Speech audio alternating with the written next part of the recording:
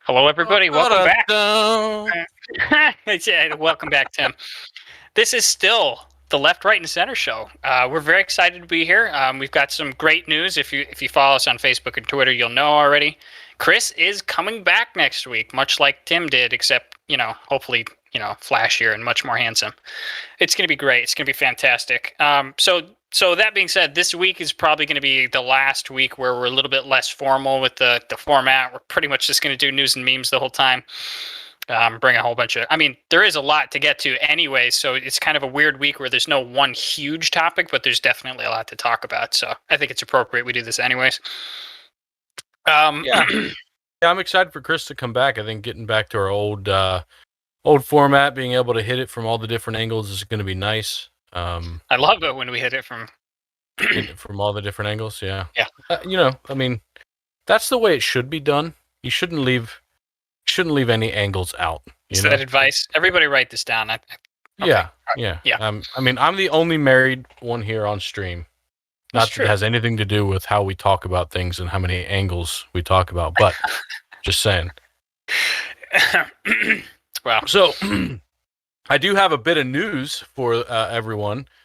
Finally got my new interwebs. Oh my gosh. So this is what we're swinging right now, prime time. Through Wi-Fi even across the house. So the router is what's actually limiting this. But yeah, fiber's nice, and it's fiber all the way into the house, all the way in. Right, and for the record, this is what we recommend our viewers use. Like, we recommend you get this internet so that you can stream this show in 4K HD, right? So we can count all of our hairs. 400 frames per second. You got to get the super smooth, butter smooth stream going. Right. Yeah. All the different platforms in the house. So, and you know what I pay for that right now? $49.99. In Ohio? Yeah. Man, I'm on the coast, like the coast is where it's supposed to be at. To be fair, I have been seeing advertisements. I bet they're bringing that close to me as well. I say, hopefully. Yeah. It just came to this neighborhood, so. Right. Anyhow. Well, we'll never have, knock on wood, I guess it is. We'll never have issues again if we get fiber for us. And then producer Scotty will be able to stream this and stream some shows and be playing World of Warcraft, and it'll be fantastic. Yeah, we're gonna have to figure something out so we don't have some of the internet problems we've had in the past. I think if we got fiber, that'd pretty much be acceptable at that point. I mean, after besides that, we'd have to be doing like multiple systems, like failovers, and going AT&T and like different stuff. It gets expensive. Yeah, we just need a couple more viewers to make it worth it. Right, exactly. So subscribe right now, and whichever, again, as we say, whichever platform you're not on, we already have 1 million subscribers, but every subscriber helps. So go ahead and hit that subscribe button. Be fantastic, and you'll get all the latest bullshit from us. Be fantastic, and we'll all bullshit together. All right, so let's get into it. By the way, so I saw this story. It was a bit of a throwback. And I don't remember. I cannot for the life of me remember. I probably should have gone back to watch the show.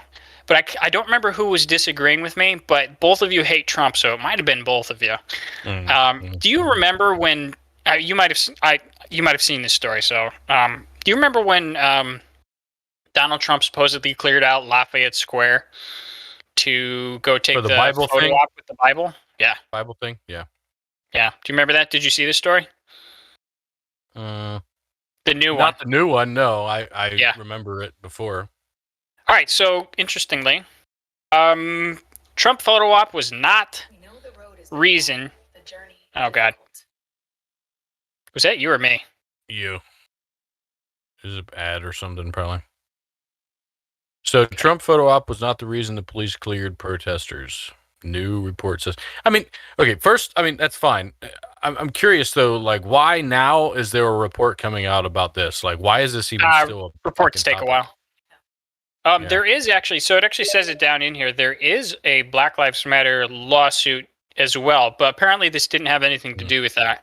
Right, so there was fact-finding. I don't know if it was in relation to that, but, like, they're trying to do a commission on January 6th. They're doing commissions on this, that, the other thing, right? They do kind of do a commission on everything. And from what I understand, this was generally the same thing, right? So let me see. So this was from NBC. So I read this thing. Oh my God. I'm sorry. Found it. I found the tab. There you go. Anyways, all right. So this was from NBC. I read down through this thing. So it just basically says that that Lafayette Square was cleared in order to build fencing. Right. This plan was in place to clear the square so that they could put fencing up. And then it was something I noticed since it was NBC. Deep down here, buried at like paragraph 16, they talk about what the crowd was like that day. Right. So this whole time they're hedging their bets. They're kind of writing this thing as in like, we don't know if they should have been cleared. The police were brutal, blah, blah, blah, blah, blah. But, Trump, the order didn't come from Trump, and Trump they weren't cleared out so that he could do the photo op. And then down here it talks about the crowd, right? Just listen to this. First of all, they did it. They put the mostly peaceful in there. It's a mostly peaceful protest. But then they get into what actually happened later on in the afternoon. Officers reported that some protesters threw projectiles such as bricks, rocks, caustic liquids, frozen water bottles, glass bottles, lit flares, rental scooters, and fireworks at law enforcement officials. Right? Well, so that crowd that got cleared out deserved to get cleared out. You don't throw fireworks, you shoot fireworks. What's wrong with them? I think they're lobbing mortars like M80s. You know what I'm saying? I'm kidding. Yeah, it's not good. I wonder what caustic liquids were. Yeah, they used to they used to fill up milkshake bottles with Quikrete in like Portland and Seattle. I wouldn't say that's caustic, but yeah, but there's something in it. I don't know if it's like lye or like some kind of chemical that helps it set.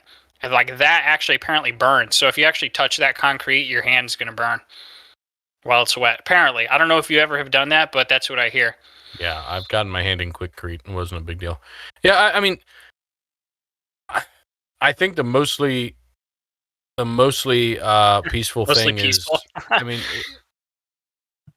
I think it's a fair statement usually, right? I hate it. I mean, if one out of 200 people is violent, it's mostly peaceful, right? Well, we know at least 5, right? However many different elements were described there. We know that at least that many people were unruly. It's obviously probably more. Yeah, I mean, there's probably 10 or 20 people that were throwing things and getting violent or whatever, with 1,000 people being there or whatever the numbers are. But I don't find it fair to lump anyone together, I guess. But back to this, I never really cared much about the fact that they supposedly cleared or didn't clear the square for the event, right? Clearing it or not clearing it, I never thought I was like, whatever. Like if the president wants to go somewhere, they're going to clear the area, right? Yeah, that was generally my take on it.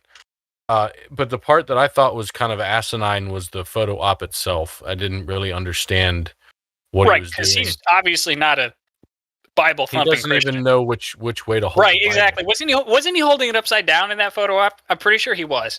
This little string in the Bible's on the top, right? Yeah. That's put it on the top. I love it. I love this thing. I read it all the time. So I don't know. I mean, it's interesting that they're still talking about that. I don't understand why it's. Yeah, it's probably just because the damn commission came out with their report. Yeah, maybe. So you should say it's interesting that I'm still talking about it, because I'm obviously still salty about the fact that everybody got it wrong. Yeah. Speaking of Trump, we've had, as we've said many a times on here, we talk a lot off stream about topics and political things. One of them that we talk about a lot is Trump. We've had a lot of conversations about, what Trump did and didn't accomplish, if he was or wasn't a good president, things like that. And I know one of the things you say often when we talk about this stuff is that you feel like Trump, did uphold a lot of his promises and did do, a lot of things that you wanted him to do as president. You felt like he, made a lot of good steps and had a lot of good achievements from a political or from a policy standpoint. Yes. At least. Not necessarily a rhetoric standpoint. I remember the first year I just kept thinking like, any day now, he's gonna come out and it's gonna be like a joke that he was so bombastic. He's like, all right, time to ship up, and now we're gonna do this thing right. Every day for the first year, I was like, the real Trump's about to come out any second. And you were right. The real Trump started coming out as he got later into his presidency. You could definitely say that, like when he lost the election, you could say the real him came out, I suppose. Yeah. But anyway, one of the things that I just happened across was the in PolitiFact, which I haven't really spent enough time looking to see how bipartisan they are, but my understanding is they're pretty bipartisan. Like I'm gonna tell you that the right does not believe that at all. Yeah. So, but like I said, I haven't really looked into it much. I've seen different things from them. The right probably doesn't like them at all because it has Institute in the name, so they're not. I think it has something to do with their funding, but don't hold me to it this week. I'll look into it. Yeah, I'll do a little bit. But anyway, for the sake of discussion here, I'm assuming that it's fairly bipartisan. So I saw this thing with Obama-meter. And it's talking about, campaign promises that he made and was able to keep, his promises on. Right. And, some of these are pretty forgiving, I would say. Like, yeah, that's actually if I could go into it a little bit, that's what the conservatives would say about it. Like a lot of times, like if Trump does something correct, or if Trump does something and they're fact checking it, they'll say, they'll hedge their bets towards, yeah, well, he did do that thing, but, and then if or if a Democrat does something and the right says they're doing that thing, they'll say lacking context, right? So they shade their bets in one direction.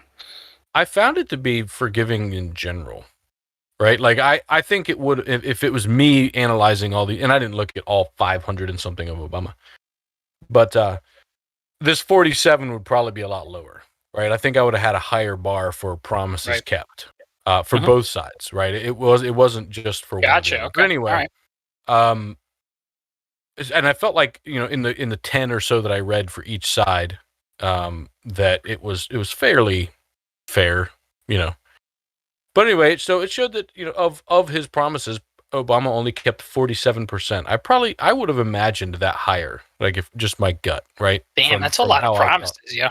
No, I would actually expect it to be far lower on both sides. I mean, it is a lot of promises. He made a fuck ton of promises. Right. I mean, you make a lot of speeches, man. And on the second Sunday of my fucking presidency, I'm gonna punch an old woman on the street. Fucking broke that promise. But yeah, so I mean, it wasn't as good as I had thought it would be. But it's not terrible. Like I look at this and I'm like, oh, that seems okay. Really? Because I just I know you want to get to your point, but I'm so cynical. I would think that's about 33% for most presidents, and not just because there's politicians, but because it's hard to get what they promised done. It really is. Yeah, that's kind of why I look at this and I'm like, I thought it would be higher just because, but at the same time, like when you really think about it and you're like, okay, there's a lot of restrictions and things that keep you from being able to do what you say you're going to do. Even if you had the 100% intent of following through, you just may not be able to get it done. So I actually feel like this is pretty good as I go back and think about it. But at the time when I first looked at it, I was like, I thought he'd do better. And so after I saw this, I was like, I wonder how Trump did. So the Trump-o-meter, right? So Obama-o-meter. Obama-meter. I think it should be Obama-meter. Obama-meter. Oba-meter. I'm sorry, everybody. He's in grade 2 of learning to read Obama right now. Obama-meter. It's an Obama-meter. That's what they should have called it. The Obama-meter. So anyway, the Trump-o-meter, he didn't do as good. Nah, I don't believe it. But some of the things, but he made massive promises too, and so did Obama. Not the, right. But like repeal Obamacare, he didn't do it. Right. So this is the top 5. True. So for both. True. And a lot of conservatives were mad at that as well. Yeah, and so I mean, they did top 5 for both, right? And so I wasn't involved in politics enough back then to say were these his top 5, But like close Guantanamo Bay, that seems like that should have been somewhat easy to do, Like well, once you get in there and all the generals are telling you like, that's a problem because then we're going to have to Yeah. bring these terrorists on our soil and treat them like citizens. And like, regardless of what your opinion is of that, like maybe that's a good thing that you do that, but that makes think it we just really, drop really 'em hard to all do off in fucked up shit to Mexico. them, I guess. What? Yeah. I said I think we just drop them all off in Mexico and be done with it. We need to find a thing that's like the new Australia. You just put all the criminals there. Right? Yeah. So anyway, yeah, this was one that was broken, right? I don't know how big of a promise it was. Another top one for him was restrict warrantless wiretaps. I guess he made some progress on that, but didn't do. But yeah, I don't know much about that. That doesn't sound secure like the one of his borders. top ones. So interesting. Secure the borders was one of his promises that Yeah. that he made. So didn't make a lot of progress on either. It seems like, and then reform mandatory minimum sentences. They gave him a green. So anyway, they do talk about the top 5. So top 5 for Obama was repeal Obamacare. He didn't do. Yep. True. Build a wall. He didn't do. All right. So I'm going to this. point this out right here. So the spirit, and this is where we disagree, is you telling me that he didn't do the things. He did the spirit of what we wanted, which was massively reform how the immigration worked. Right. So if you take, right, no, if that's you take a his different. promise No, literally, no. obviously. No. That's a different promise. That's in here. That's a different promise. Reform immigration is a different promise. Okay, but it's kind of all one package to conservatives. So I mean, yes, it is. I will build a wall was such a strong promise. Mexico will pay for the wall was huge part of that, right? And his quotes right here: "I will build a great wall. Nobody builds a wall better than me. Believe me, and I'll build them very inexpensively." It sounds like fucking Dr. Seuss wrote that. I will build a great wall on our southern border. You can read that to your kid, and I'll have Mexico pay for that wall, right? Like. That's his quote. He didn't do it, right? There was like 3 miles or something of new wall. I'm gonna tell you right now that there's not a single conservative that gives a shit. They don't. Well, sure. Because nobody took it seriously. Or yeah, a lot of people I'm not gonna. I won't say that. Let me walk that back real quick. So some people took it seriously, but they didn't care when it fell through. You may not have taken it seriously, but I know plenty. No. Yeah. So I'm sorry. Let me walk that back. Some people took it seriously, but very few people cared when it came out that Mexico wasn't paying for it. Yeah, I don't think anyone actually thought that was going to happen. But he made that promise anyway, which is right. Whatever. Suspend immigration from terror-prone places. Right? He did that, and at least to some degree, right? Yep. And I think another one. Yeah. So another one is actually. Immigration reform. It's down here somewhere. It's another one. But they gave him a green on that one too. Good. Yeah, he did do a lot with that. Is there anything about foreign policy in there that you remember seeing? Yeah, there was one. What was it? There were some other green ones that I saw him do.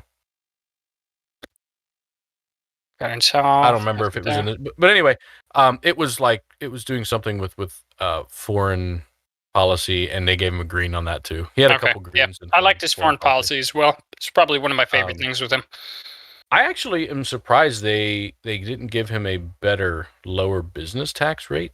Because I feel like because he didn't make it all the way to 15, did he? No, he didn't. Right. What did he get it to? Like 20, 21? Yeah, something in there. But it's same thing with cut taxes for everybody. I think they gave him a maybe on this because the middle class probably got impacted the least from his tax cuts. They got impacted in the positive, but not as positively as many others. But I can see that also being a green. But anyway, I just felt like, even those are the compromises where those go here. But there's like so many just.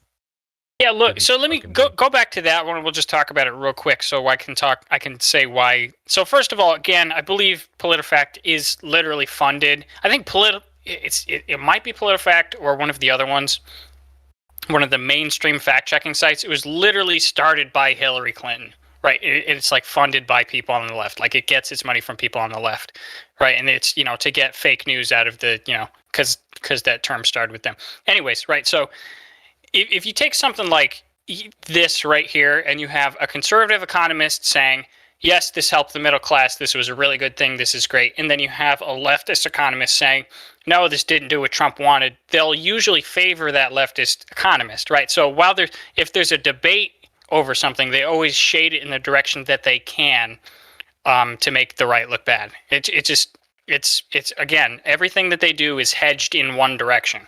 It's a very conspiracy theorist of you. Well, I'll get you some sources. I do think that there's room for interpretation on a lot of this stuff, like this one as an But example. that is such a complicated question right there. Yeah, like so there's definitely room for interpretation. Yeah. So you're gonna have some biases, but Mhm. anyway, I still thought this was interesting, and you know, you said 33% is what you expected for most people. So I mean, he's Right, my average was right, but I did get to see Obama's first before I said that, so who knows if it yeah. influenced me. Anyway, All I right. thought those were kind of interesting. Yeah, that was actually fascinating. I just learned some new stuff right there. All right, so not to drag us back to two podcasts ago. So this was another thing where with the Israeli-Palestine conflict, right? Where there was things I knew I wasn't thinking of, where it's like both sidesism on this is not really a valid position, right? Where the one side is full of terrorists and the other side is just trying to live, literally, right? Not and there's obviously more to that, and they're they're not just giving away, they're not just rolling over and they're not being nice about it. So there's conflict there. Anyways, but this article, I just saw this today. I thought, oh, Tim needs to see this. So Palestinian president pays $42,000 to family of terrorist who killed Israelis after Biden restarted aid. Now, this article is about how Biden restarted aid to Palestine, which he did, and then they promptly started paying what they call martyrs for killing Israelis, essentially, right? So I'm not going to go too deep into this article. It's basically, this is talking about one incident of the Palestinian president paying $42,000 to the family of a terrorist, right? So let's go to Did that guy Wikipedia die? instead. What's that? Like, is that guy dead? The terrorist? Yeah, probably, because it is called a martyrs fund. Yeah, Right, so he died in the line of duty, right? Military, their military line of duty. No, he died for stabbing two Israelis. Not in their military. He's not in the Palestinian military. Okay. So I put down that article. So let's focus on this real quick. So that article's gone. I X'd out of it by mistake.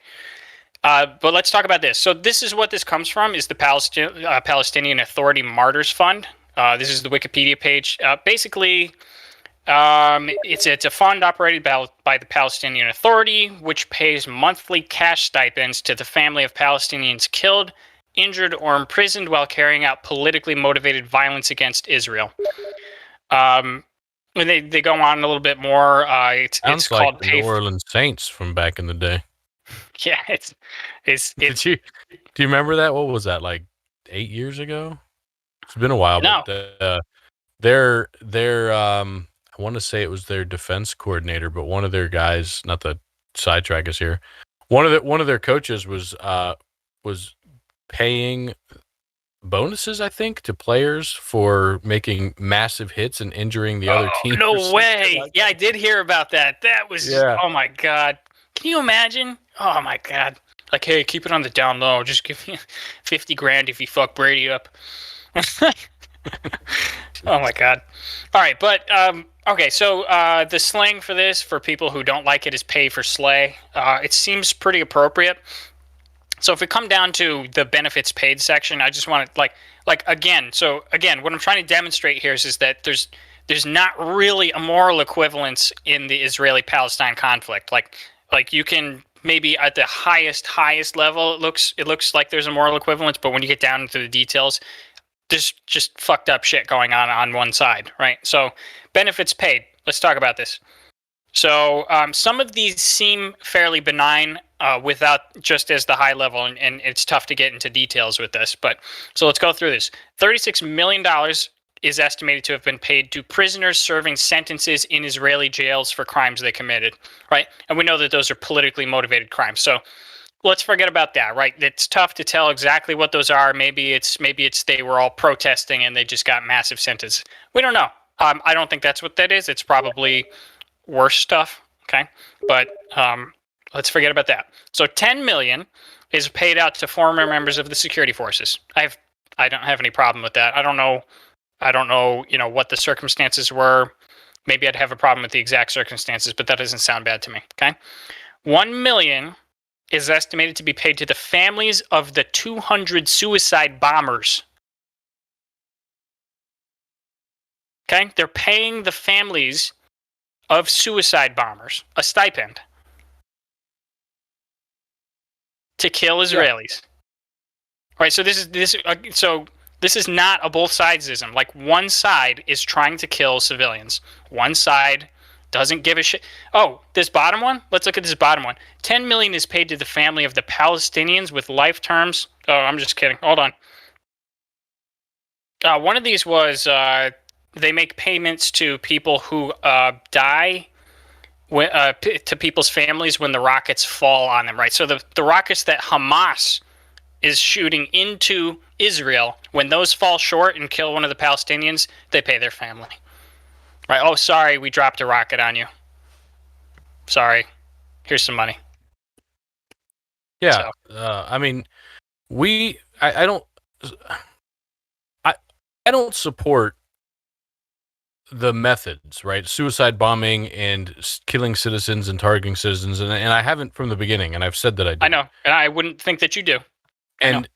But I think for me, where it becomes an interesting thought challenge or whatever is, the Palestinians are completely, quote unquote, powerless compared to what Israel is because of the support that Israel gets from other countries. And they still have this belief that the land was taken from them and they were wronged. Mm-hmm. And they're doing what they can, what they think is what the only thing they can do. I'm not saying I agree with what they're doing. But okay, yeah, I'm saying this is why they're doing it. Now, looking at what you're saying here is that their government is paying for the families of the people that do this. On one hand, on one hand, especially for some of them, like when the rockets fall on families and stuff, like I get it, right? Like, hey, we fucked up, we killed your husband or your wife or whatever, we're going to try and help support you, right? Like, what's wrong with that? On the other hand, on one hand, like, hey, we need someone to be a suicide bomber, we'll pay your family if you do it. Like, do I want them to suicide bomb? No, but that is like, I get where you come from. The other hand of it, though, is like it motivates people to do these things, right, for money, and to me, that's a little rough. But I don't think this is one-sided cruelty. And I actually had something pulled up, which I haven't been able to dig into yet. I saw it the other day and haven't had a chance. But this particular news, so apparently this lady was out in the news sometime in the past and recorded an Israeli kicking her out of her house. And when she was resisting and protesting and putting it on camera and releasing it, I guess that got her in trouble. And so they came and arrested her. You can't understand anything that's being said in this video, or I'd play it. Like no, and it's all in Hebrew, Arabic, whatever. No, Arabic, I don't know. It's all in whatever language is being spoken, which I don't know which one it is. It's not Yiddish, and they're not like cruel necessarily, but there's two Israeli police that come in, take her out, and just walk her out, and then I can play it while we talk, and they just like give the family some papers, like, here, sign this, we're arresting your daughter for putting this stuff out on the news and blah blah blah. But they're taking their property. The Israeli person's property is what this all started from, right? Like, and the line is, that's not accurate. I'm sorry, they're taking the Palestinian person's property from this. So, like I said, I haven't been able to look into it, but why is it not accurate? Right. So all right. So there's a couple things here, right? So number one, the Palestinian Authority, the Hamas, Hezbollah, what they publish to Western social media is clips like this, deliberately denuded of any sort of context, to gin up hate against Israel, right? And so the context here is something that we already talked about, which was that it was established that Jordanian seized houses. Actually, I'm sorry, Lebanese. It's one of those. Oh man, I think it's Jordan. So when Jordan took all of the area of the East Bank and the eastern quarter of Jerusalem, they took Israeli houses, right? Houses that were legally owned by Israelis. They bought them, they owned them, they lived in them. They evicted all the Jews, and then they reassigned most of the houses with deeds to Arabs that they settled in. So colonizers, right? So first of all, they did it first, okay? And then that's not even what this is, right? So then after that, when Israel took the land back over, everybody who had a deed that was given to them by the government, they actually let them keep that, despite the fact that the Israelis who were evicted had also had legal claim to it. They let the settled Arabs keep their houses. So The again, people who this did goes back not to what get we said deeds, before. the people who I'm getting to this, the people who did not get deeds, which was a very few, those are the ones that the Israeli government ruled had to either pay rent or leave the premises when Israel took the land back over. Yeah. The one comment I wanted to touch base on that you said there was, well, they did it first. That's the argument. Who did what first, right? Like in my argument in the previous time we talked about this was that the British government came in and took the land. So I said they did it first, but they were the only ones that did that. That took the land? No, I'm talking about taking land. Yeah. Right. The British government came in and divvied out land. Right. So in the Ottoman Empire before that, and then we can go back to the beginning. In the Ottoman Empire, it was all Palestinian. That's where, like, in the Ottoman Empire was there for a long time. But point being, is there are things happening on both sides that I'm not seeing both sides. There is a difference between suicide bombing and arresting somebody and trying to be civil about it and doing it in a civilized way. I'm not trying to say they're equal, right? But I'm only trying to say that the people on the side of the Palestinians, they feel extremely wronged, and they're trying to figure out a way to make a difference, to get, I was reading some of the comments in here. Apparently the lady that was arrested is an activist, not in a violent way, right? But a political activist, and her brother is as well. But yes, that's why someone was filming. Well, they've been activists since they were 11, so I don't think they're doing anything. But anyway, point being is there is frustrating things happening on both sides. I still don't understand why it's such big news. Like, let them figure it out. Oh, you mean the meme that the video that you brought up, or what? No, just in general. Like, it's I get it in some way, but at some point I'm like, look, the rest of the world should just back off and let them figure out their shit. Yeah, because so all right, so let me do a couple of things here. So I'm actually going to agree with you mostly, but I'm going to mostly talk to the left about this, right? Because the left thinks that they need to intervene because it's a David and Goliath, and David's getting the shit beat out of him. Because we support Goliath. We are the Goliath. If we didn't support Israel, then Israel wouldn't be Goliath. Yeah, partially. First of all, they have, so yes, they do receive international aid, but that's not the entire reason why there is. It is. If the U.S. and West and Europe, whatever, right, withdrew support financially and militarily from Israel, Israel would cease to exist.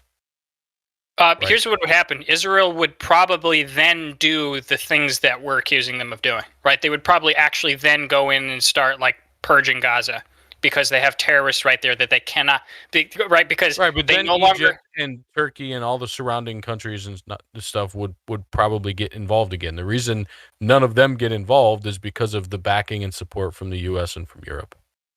No, that's not true. We are protecting them. That's patently false. That's patently false. Israel's had that support ever since it was founded as a nation, and they've been invaded 6 times by all of those countries you just mentioned.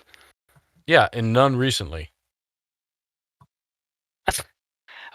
Okay, but they had the backing the entire time. Right, but the world's a different place than it was 40 years ago. Yeah, well, granted. 60 years ago. Right? All right. Well, that's it. That's it for that. We can let that one rest. Yeah. Go ahead. What you got? I have a bunch of different stuff. I show a lot of memes from the left because most of them are made from the left. Here's one that was from the right, actually. But it was posted by someone on the left, I think. So it was, I don't know. Right. So if you, yeah. So the left likes to post the stupidest of the right. So I haven't even read this yet, but I'm assuming it's bad. So to just for people listening, or whatever, it's a picture of George Floyd and Ashley Babbitt. If you don't know who they are, George Floyd. If you don't know who George Floyd is, then you turn this off. You're not watching the show if you don't know. Ashley Babbitt, you may not recognize the name. She's the woman that died in the Capitol riot overthrow thing. So anyway, it's got a picture of both of them, and then it says George Floyd, and under him it says career criminal, violent felon, served in prison, drug dealer, died while high on fentanyl and resisting arrest, national hero, in quotes. And then it says Ashley Babbitt, wife, Air Force veteran, served in Iraq, small business owner, killed while protesting voter fraud at nation's capital, quotes, deserve to die. And I thought this was, really interesting from the side of like, what words and what information is being chosen to be put in there from each person, and then putting in quotes national hero and deserve to die. I don't know anyone on any side that actually thinks George Floyd is a national hero or that Ashley Babbitt deserved to die. Well, it depends. Well, you think about I've seen several George Floyd murals where he has a halo above his head. Yeah, I mean, that's Nancy Pelosi thanked him for dying for the cause of. Yeah, you're laughing. Yeah. She like prayed to him basically. Yeah, there's been some things like that, but I don't think Pelosi truly thinks he's a hero. I think she was trying to make a political stunt that came out completely ass backwards. Yeah, that's for sure. I mean, and at the end of the day, maybe George Floyd is going to be remembered as some sort of a martyr in a way, or some sort of a thing where, hey, there's no maybe. Yeah, certainly he's going to be remembered as a martyr. Well, right now, but who knows what 50 years is gonna bring, right? Yeah, but true. But at the moment, it looks like he's going to be remembered as a pivotal point, or linchpin in changing directions on something, right? So, but remembered as a martyr is different than a hero, or right. Yeah. Well, I know what you're getting at, and again, it's like it's kind of what I was talking about earlier with PolitiFact. Is like it's a meme from some guy on the right. It's shaded all in one direction. It's choosing the worst of one side and the best of the other, right? Like wife. Yeah, like that's why he shot him. That's why he shot her, because she was a wife. Or that's even something that deserves to be on there. Right. Exactly. Like, it's like saying you're a husband. Like, oh, I chose to get married, so I'm something special now. Let me. Right. I mean, incidentally, look, like, it's a meme. So, like, if it got any popularity, obviously there's some truth in it. And so, like, there is, I would say to a Black Lives Matter activist, like who, let's say, reveres George Floyd, like, look at this list. This list is actually true, if a bit mean, but truth is sometimes mean. There's a lot of, like, George Floyd was not a perfect human being. Like, he wasn't changing himself for the better. Like, he was passing off 50s. He was high. Like, all this stuff. Yes, that's true. And again, as you said, I mean, there are some people who revere him. He is part of the, he is the person in the movement right now. But, not all people think that he's a national hero, especially people in the, let's say, the normal spectrum of politics. I think very few people think he's a hero. I think Chris would tell you that he is something akin to a martyr. A martyr is not a hero. A martyr is different than a hero. Okay, but there's... they've got the same energy, that's for sure. And I'm curious. I'm going to look up martyr real quick, the definition. Does a martyr require intent? Right? Like, to me, a hero... I don't know. I think it's best with intent. No, martyr doesn't really work with the definitions. Because it's you kill someone because of their beliefs, I would say, or faith. it's usually based on that. I wonder if there's other definitions. Yeah, true. There's got to be more. Yeah. What's the term then for somebody who just dies and sparks? Yeah, usually it's a martyr, but you're right, because I mean, he didn't. It's not like he was a protester who was killed by the cops while he was protesting police brutality. That's not, that would be the proper definition of a martyr. Yeah, yeah. So I mean, so anyways, if you go back to that list, like, sure, and then they have, there is truth on the stuff on the right, but then again, if I was talking to the person on the right who posted this, I'm going to say, did you include that she was climbing into a hallway with a guy pointing a gun at her that she saw pointing the gun at him, and she was climbing into a hallway after smashing the window, down which was the vice president, right at the end of that hallway? I mean, why is breaking and entering on federal property not in that list? You think, let's take that to the extreme. You think they should have mown them all down?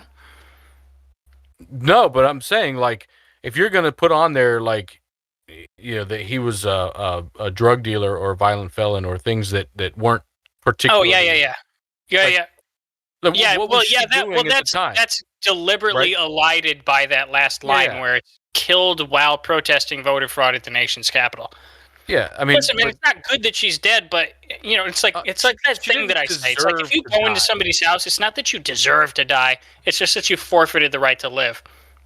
And when you climb if you break the glass on a window and climb into the hallway with a Secret Service agent pointing a gun at you, yelling at you to stop, and Mike Pence is at the room at the end of the hallway, you have. I mean, let me go back though. I want to ask you something, and I'd like for you after this podcast to go back and watch your own reaction. But why did you have that reaction when I said breaking and entering on federal property? I mean, that's exactly what she was doing. And you made the face like, no, that's not a fair statement. What did I say? What did I say about it though? You just kind of rolled it off and didn't comment. Oh yeah, well, it's like, I mean, people break and enter. So what I was thinking there was like bringing your statement to the max. Like, I generalized that question in my head instantly. It was just like, do people who break and enter onto federal property deserve to get shot? And it's like, I don't know. I mean, a lot of people break and enter on things, and it's like, if it's non-violent, like if it's protesting, you probably shouldn't shoot them unless it's like required, like a security thing, like the president or the vice president is there. Yeah, I generally don't think in almost any case someone deserves to die for an action. There's a few cases when I do, but right, and then that's where I would support the death penalty and things for very massive major things. But for the most part, deserve to die doesn't apply. But I do agree with sometimes you forfeit the right to your safety or the right. And I would say that's where most people. That's probably where most people instead of deserve to die. That's probably where most people on the left line up. Because they don't think about it that hard, or it's the double standards or whatever it is. Like most people probably in general, aside from populists on the right, think that she kind of forfeited the right to live. Like, it's not a huge issue that she was shot. Yeah, I would have liked her to have not died for that. Correct. Right. Like, it would have been great if maybe she got a through and through, and the medic who was right there could patch her up. But unfortunately, she got shot in the neck, and she died real quick, apparently. Yeah, I don't. It was the weirdest. That clip was so weird. I don't know if I'm sure you watched that clip, but like right behind her was a couple policeman-looking people. Like in that crowd that was moving, that was breaking, it seemed like they were being escorted by policemen.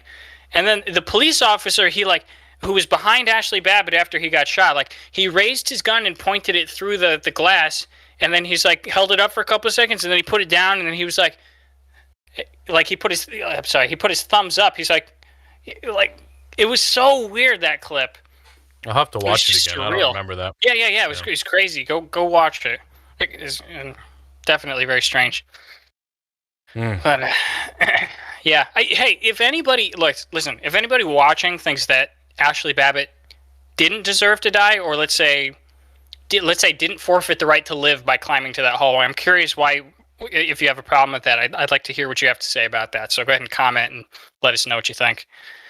But until you do such a thing, I have this other thing right here. Oh gosh, yeah. So there was another protest. There was another killing, another protest. It ended up turning into a riot. I'm not going to bother pulling up this article. Actually, fuck it, I'll pull it up. So protests erupts in Minneapolis over the killing of father of three, Winston Boogie Smith Jr. by police. And there was angry protests, more calls for defunding the police. It's in Minneapolis again, right? So Minneapolis is having a huge problem with killing black men, apparently.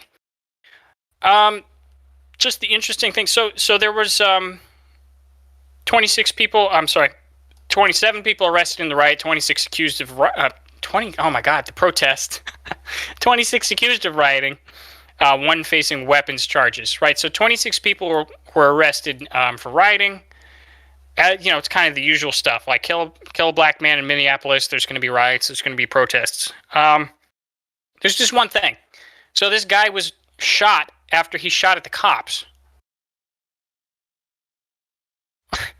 Like, I just need anybody from that movement, anybody from that march, anybody, like, specifically I'd like somebody who was rioting that night to come explain to me why a protest was necessary, let alone breaking somebody's private property. Yeah. I mean, you're going to have people taking stuff out of context, not knowing the truth, getting the extremes on anything. And in this case, I think that's probably the case going on, because I hadn't even heard of that. And a black guy getting shot by the cops in Minneapolis is going to make galaxy-wide news if there was... Isn't it insane that this is not really news? Right? This normally, let's say 2 years ago, this would have been news. It should be news. It should be news on the other side, right? The left. What I wish would happen is we had a major news agency that people watched, right? I'm sure there's agencies out there I don't even know about that are in the middle like this, but but don't get traction because who gives a shit? Fox is only going to report on this and say, like along the lines of what you're saying, right? Like, look at them protesting that he deserved it or whatever, right? And the left is just going to keep silent on it. They're not going to say a damn thing. Oh, they're not even going to see it. The average person is just absolutely not even going to see it. The media on the left. The media on the left should talk about this and should be like, hey, look, you shouldn't be protesting this. Like, when you shoot at a police officer, they're going to shoot back. This is what you should expect. That's almost their job. That's almost in their job description. Like, 1, wear a blue hat. 2, shoot back if you're getting shot at. And 3, eat donuts or some shit. Yeah, I don't want to hear he deserved to die and he deserved it, like, which I'm sure some news sites are going to be saying. That's not even. I don't want to hear that either. Like, but at least coming out and trying to help people understand the people that are protesting that may watch all of these left channels. They need to have someone come out and say, like, that they listen to and say, look, like, this is wrong. What are you protesting? That's the thing, again, though. I'm basing these comments on what we talked about. I don't know anything about this article or the story. You're taking, so I could have all wrong information. So if something comes out where he didn't shoot and it was really the cops doing, then I'm going to change my mind. Well, you can at least trust me that the news is that he shot first, right? He was like, and that's the thing too. It's just like, I mean, the circumstances were like, I don't know exactly why they were there to arrest him, but it was like he was a felon with a gun or something like that, which I don't necessarily particularly care about, right? If you're a felon who served your time, maybe you should get your gun back, right? Maybe that's the case. But like, he shot first. Like, everything else is off the table. Like, just leave it. You're done. Like, I mean, that's an. What are they going to do? Tackle you? It's an interesting sidebar we can talk about. I guess is, do you deserve to get your gun back? And the thought that popped in my head when you said that was, I think it depends on the felony, right? And I'll give an example. When I was in college, we all had, me and a bunch of my fraternity brothers had turned a school bus into a party bus and taken a trip and like around the country and blah, blah, blah. A bunch of engineers, typical engineer shenanigans. So we spent 2 weeks just driving this bus around the country. We ended up in Myrtle Beach and other places. And I believe it was in Myrtle Beach. We had met some some other people, and we were all partying together, and a bunch of us decided to go skinny dipping or whatever. Ah. And in the middle of the night, and the cops pulled up and like shined this fucking God, that's the worst. million lumen spotlight on us in the water, made us all come out of the water, and was threatening us with felony sexual predator. I forget the wording exactly. Like, bro, nobody could see me until your billion lumen fucking spotlight. But being nude on the beach or whatever, public nudity like that puts you on the sex offender list, and it's like a federal, like a felony and all that. Yeah. And he didn't actually write us up. He was just trying to scare us and basically like, dude, like, you guys can't do this. But the point being, right, if your felony is something along those lines, yeah, like, okay, fine, maybe you get your gun back, but a lot of times maybe violent felon. Yeah, or violent, or where it's clear that you don't have control over your actions and emotions when things go bad, maybe, or whatever. And in those cases, like, maybe you don't deserve to get your gun back. That's one of those weird things, though. It's just like from what I understand, the point of prison is to actually physically remove you from society as long as we think you're going to be a danger, right? Like that's kind of like, it's not just retribution, it's to physically remove violent people, so to speak, from society. Like, some people it's a punishment for nonviolent offenses, obviously, but it's both. I think it's both. I mean, there's supposed to be rehabilitation, but it's also a deterrent for someone to be like, look, I don't want to go to prison. I don't want the punishment of it. True. Right. So but look, my point from that is like, even if you're a violent felon, you should be getting the sentence that puts you away long enough till we think you're not going to be an issue anymore, so to speak. I don't know. Because you'll always get the story where the violent felon, who we all knew was violent, and he got put in jail for 30 years for being a violent felon, he'll get out, he'll get a gun, and he'll go shoot up a place to go back to jail, right? Yes, that will happen. But, the question then becomes is like, I don't know. How far are the two-way rights advocates willing to go with this one?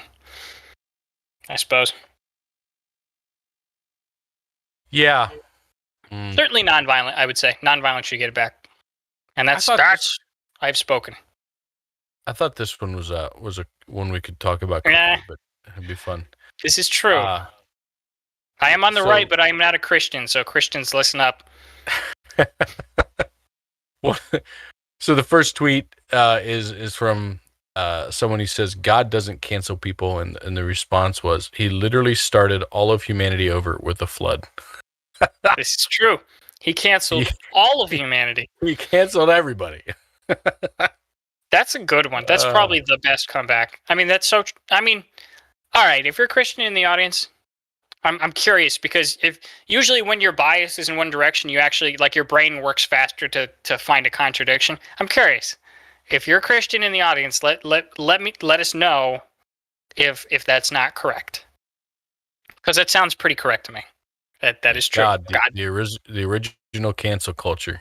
Christianity.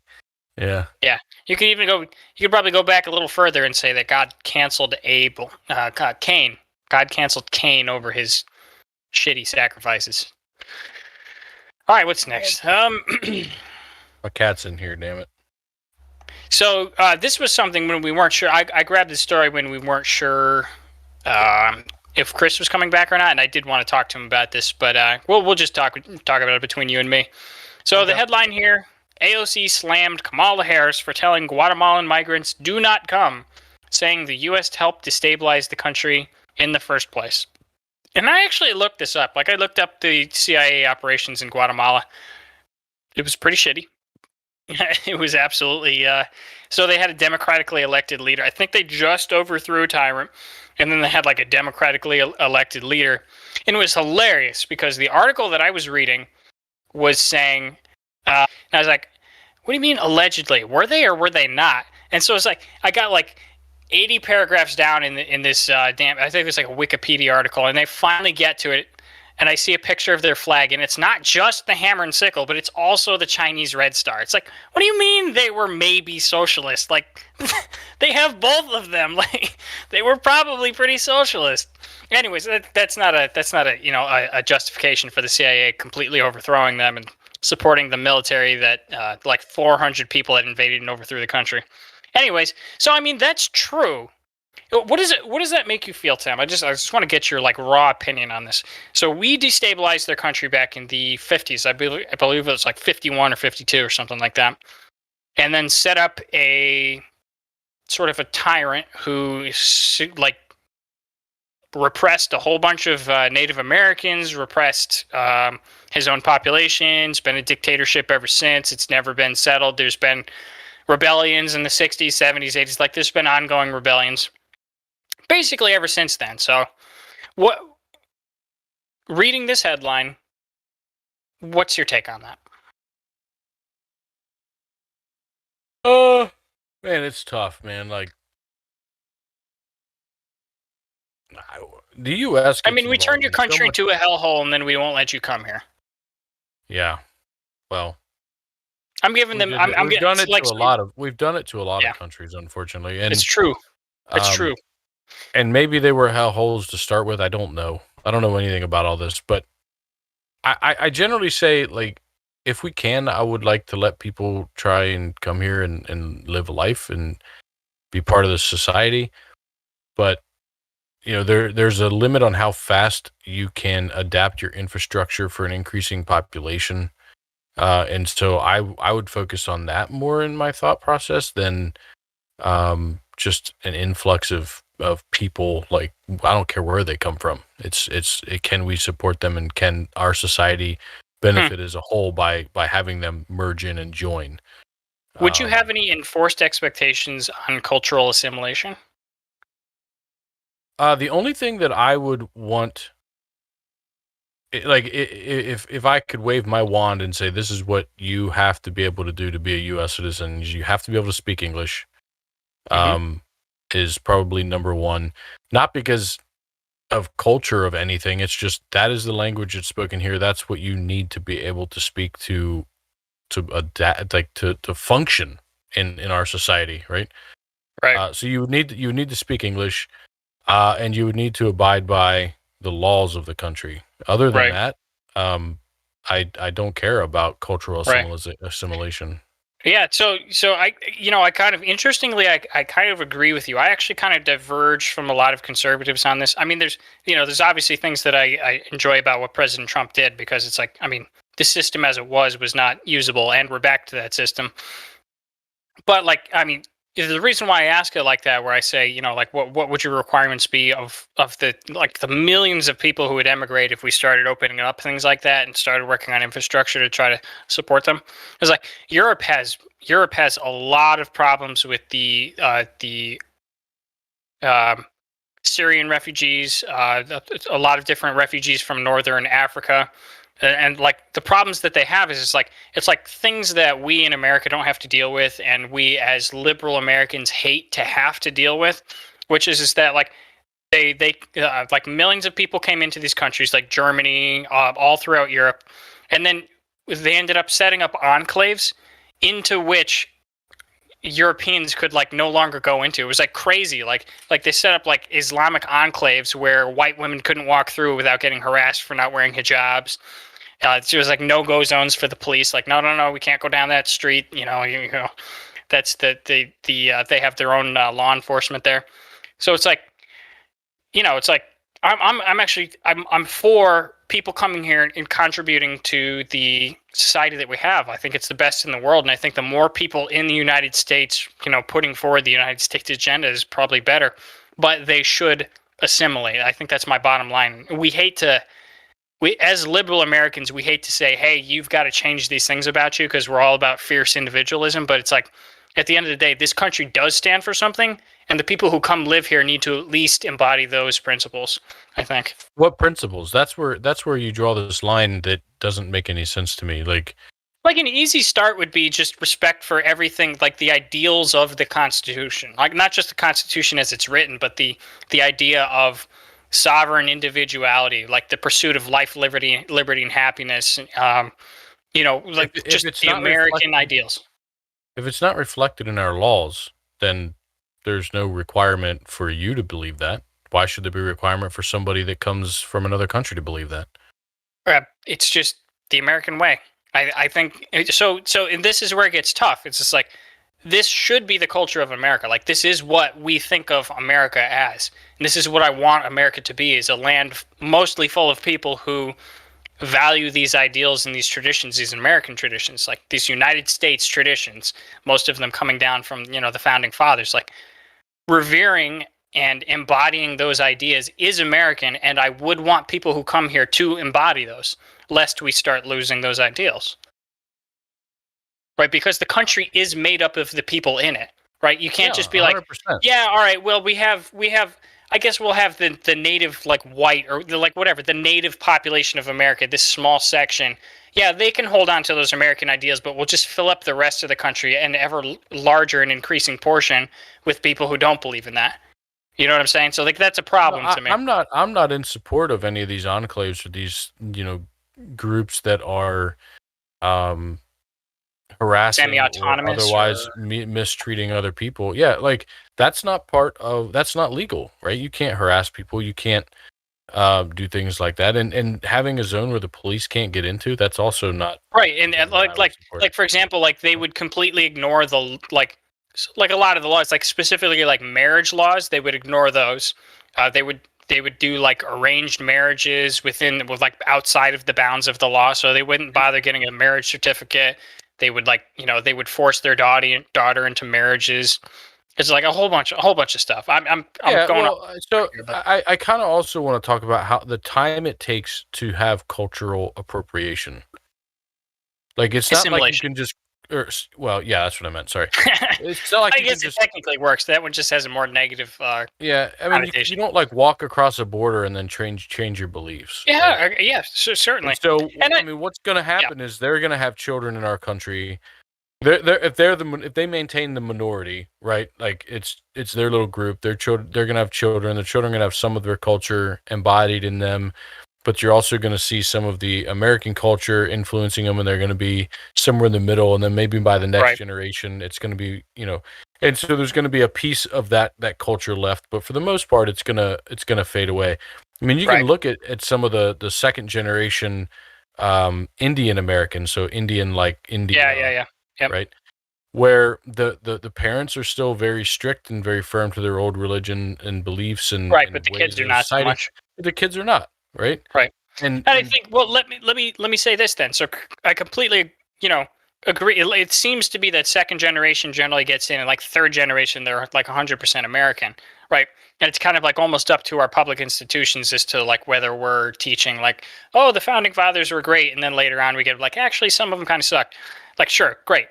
We can do that. But I think the problem probably comes down to the volume, right? So if you're like a 20 million population European country and you import 1 million people with a distinctly different culture, and then you enclave them, like you say, all right, you guys are getting this part of the city, basically putting you all here.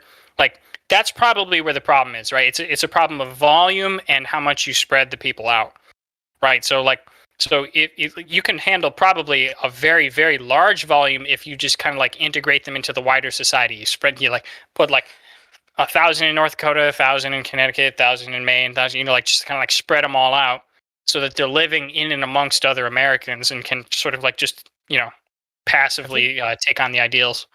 One of the main differences too, probably between the way we look at things or the way we believe, is I don't necessarily think our culture is the best, or that we need to only take other cultures and have them assimilate to what we do. I would rather take other cultures and have it merge and mingle, right? As they say, the mixing pot. When you add something to the mixing pot, it changes what it is.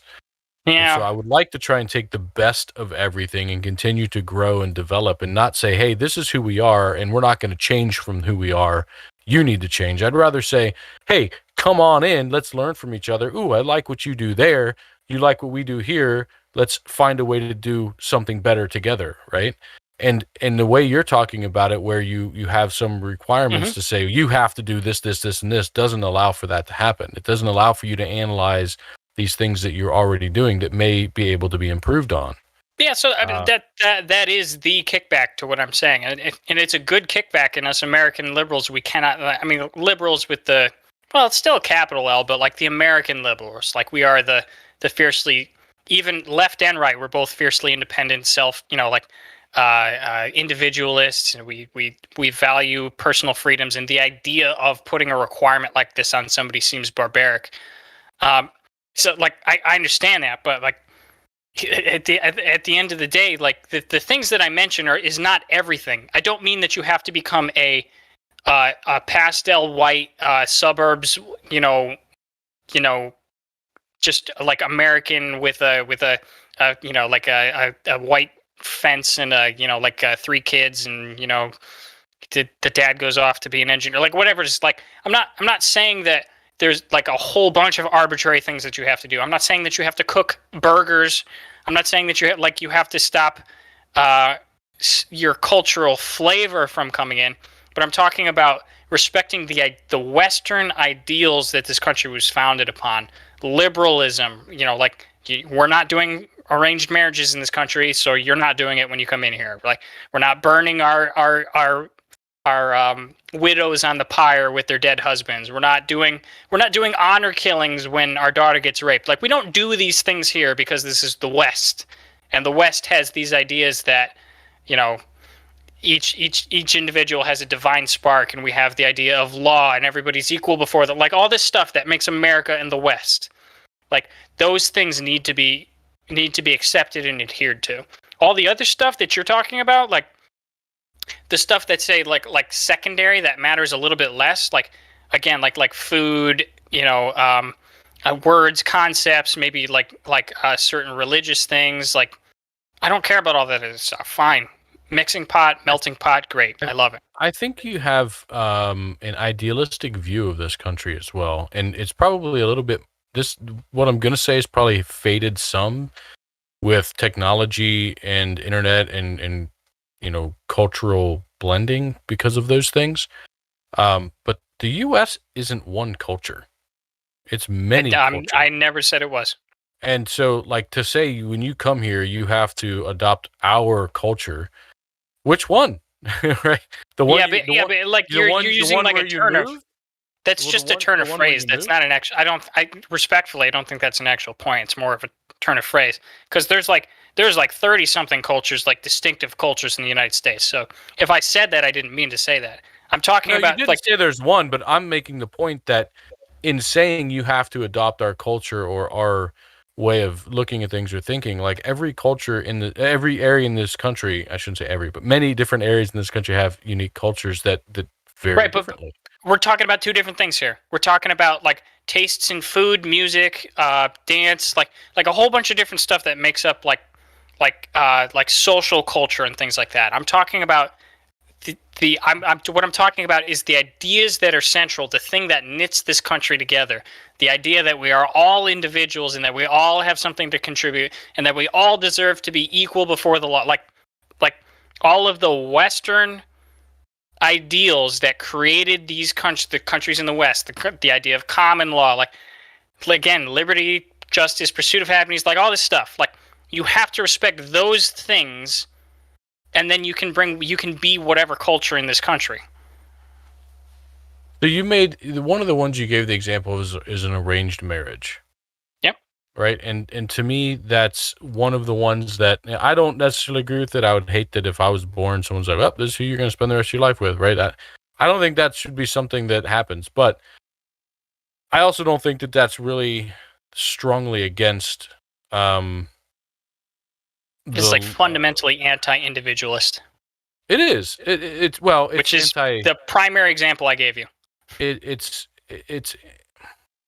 isn't in the aspect for marriage, but it's also very family oriented and very like traditional oriented, which is something you said we should respect, which is traditions of this country. Our traditions. You did 100%. This is fucking recorded. Specifically our traditions of fierce individualism.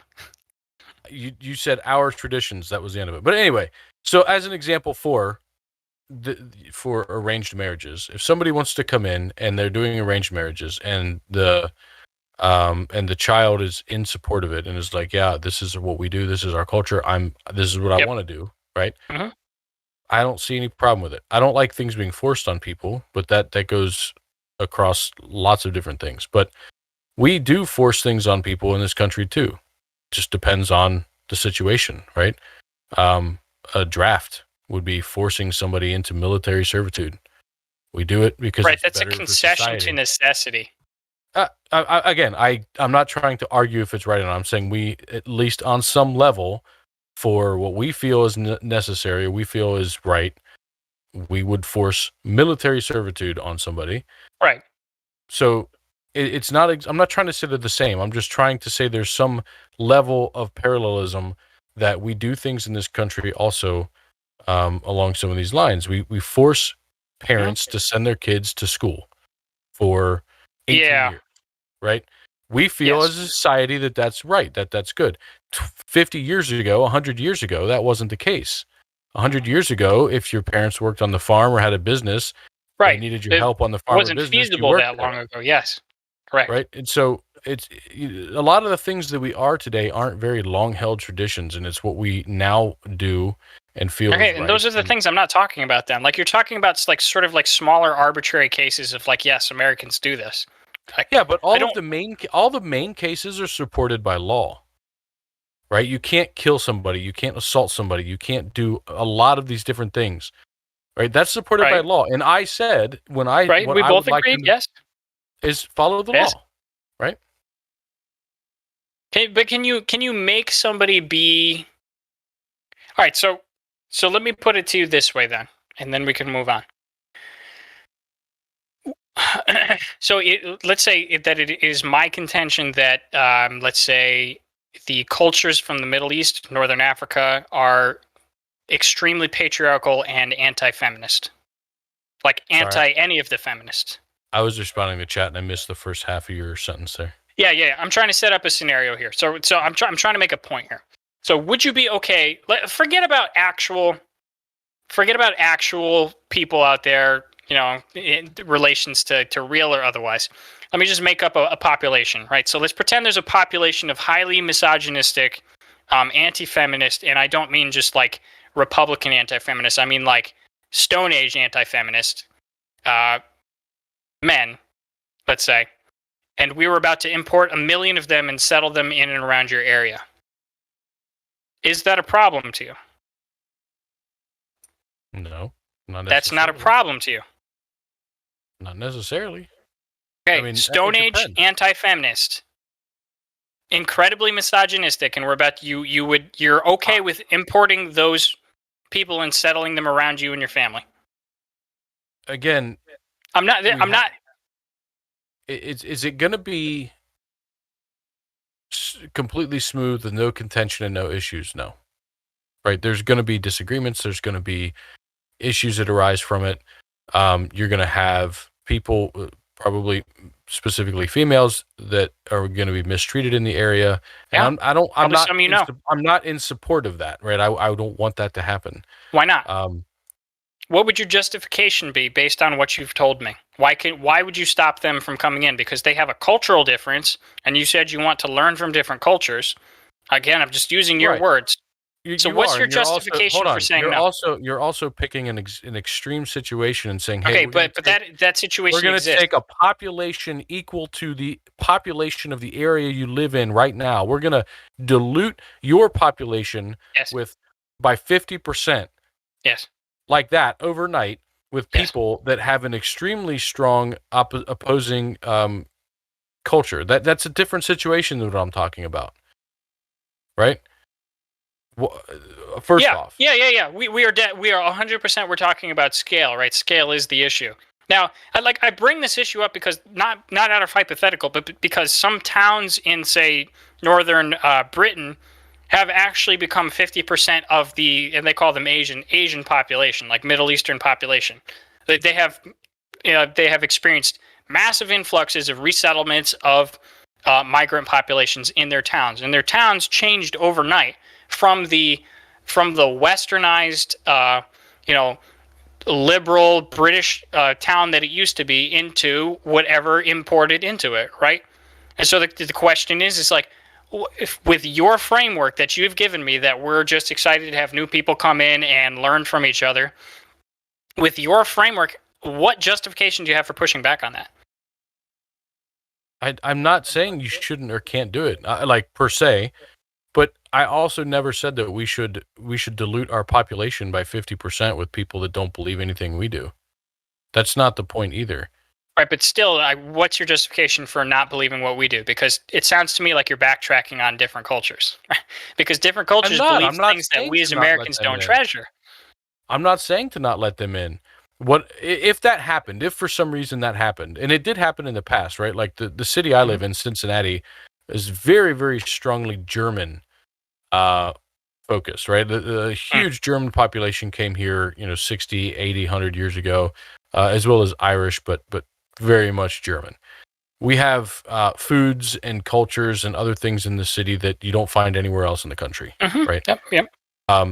That exists because of exactly what you're saying happened, right? Massive. You imported a Western culture that already valued half the things that you value. Of a culture came in and settled. So those things did happen in the past, and they may happen in the future. But I go back to what I said before, in that our laws should reflect our core beliefs. And then you have these people come in and they start breaking the law, and they need to be held accountable. It's not going to be perfect at first, right? Anytime you have differences of opinions and different cultures merging, there's conflict. And so you probably would have to increase police force and et cetera in the area. But what if they're not breaking the law? What if they're just being sexist pigs? Then it is what it is. I don't know. It is what it is? Sexist. What do you mean by being sexist pigs? What are they doing that is harmful? That is not. They're. You can't harass a woman. Yes, let's say they're harassing women. Then it's breaking the law. Is it? Yes. Okay, so what are you going to do? Arrest every single one of them? That does it? I'm not trying to. I'm trying to. That's the point. What are you going to do to anyone that does it? Right. So my suggestion to you, Tim, is that we can avoid the problem in the first place by screening out particularly egregious cultures, or by requiring that the people that come in adhere to Western principles such as liberalism. We are, and I hate to say this because there's feminism 3.0 right now, but in the West, we are feminist, we are liberal, we are democratic. Like all of these things that we respect individual rights. If you don't do that, why? Like I'm just curious as to like why you would import cultures that do not do that. I think that there are lines that have to be kept, right? As far as how far do we want to, or how fast do we want to change cultures, like ours or theirs? Like how when I say I want to bring people in, learn from them, and change, I'm not saying I want to become a different culture. I'm saying that, but by taking a little bit here and a little bit there and mixing them together and seeing what happens. Right. So I'm not talking about taking two cultures that are completely different and throwing them into a pot and seeing which one boils over. Right? That isn't what I'm talking about. Yeah. And that would be very hard to do. And any culture, anything, right? I mean, take a group of people from the deep South in the U.S., take 1 million of them, and 1 million people from I don't know, the city of New York, and throw them together in any city and see how that goes, right? You're going to have a ton of issues. Yes, you are, but my only point to you, Tim, is that those are all Americans, right? And I know we do have some arbitrary border, that's been drawn around the land. No, I push back on that so hard. We've talked before about state rights and how strong you think states should have rights. Yes, but we are all Americans who generally adhere to, like... And we're all from the planet Earth. Where do you want to draw the line to say we're all the same? Okay, I give you, like, there are people on planet Earth who are fucking cannibals. There are people in America there's obviously cultural differences, right? And there are people in this country that are cannibals. Yes. Okay, look, listen. The distinction that needs to be made here is that I'm talking about differences that I don't care about, that you shouldn't care about. Like, I don't give a shit if they eat corn or potatoes. I don't care. That's something I don't care about. So I don't care about I don't care about the food you eat, the music that you listen to, however weird it is. I don't care about the alcohol that you drink. I don't care about how you spend your time in hobbies, right? I don't care about all sorts of things that don't really matter. What I do care about is that you value the constitutional republic that you just moved to, and that you respect the ideas underlying it, and Which that we should don't be cause reflected in the law. If they're Not not, all of that is reflected in the reflected- law, then there is no requirement for me or you to believe them or follow them. So how can we hold somebody that isn't from this country to those standards? Okay, so let's just do this then. So what's your limit? Those hypothetically misogynistic people that I mentioned. How many of them would you import on a yearly basis? Okay, let me ask you the same. What's your limit? 1, 2, 0? If you're a misogynist, you can't come here? I would severely limit it from a country that we know has that kind of culture in it. I would limit it. It would be low. It would be like maybe 100,000. It would be spread around the country. And everybody in that country has to believe those things and can't believe differently. No, but you need to make a judgment at some point. You have to make that judgment. We hate doing that as Americans, but there are, like, I know I'm dancing around the issue, but there are very explicitly defined cultures around the world where it's not hidden that, let's say, misogyny is at the top of the list for cultural traits, let's say, right? It's not hidden. You can identify. We weren't born yesterday. You can research these countries, and the question is again, I hear it in you, the vibrant Americanism, the individualism. Like, don't judge people by the culture that they come from. Yet, if you don't do that, you're an idiot, right? If you're throwing away a tool that you need to use in order to keep America, right? And this has absolutely nothing to do with race, for those of you who think that it does. This has everything to do with culture and respecting the Western, again, like all of the things that I said 10 million times, I'm not going to say again. I think Right, I think a prime difference between where we're coming from is I see America as a constantly changing and fluctuating culture that has continuously changed over its existence over the very short last few hundred years compared to the rest of the world. Okay, but the things that matter, Tim, I don't care if we change from Protestant to Congregational. I don't care about those surface things. I'm talking about the core. We haven't been the core since you're talking about. Women couldn't vote. We've had the Constitution since forever. We've revered the Declaration of Independence since forever. The Western values of individualism have not changed. Women couldn't vote when this country was formed. Blacks were enslaved when this country was formed. Many things have changed in this country since it was formed, and they will continue to change as this country goes on. We are not some rock solid, like, firm culture that is perfect and will never change. Fine. So let me go super hyperbolic. So we import a million misogynists a year, and then the country gradually shifts over the next 30 years towards becoming misogynistic. Are you okay with that? I'm being hyperbolic on purpose. It wouldn't shift that way.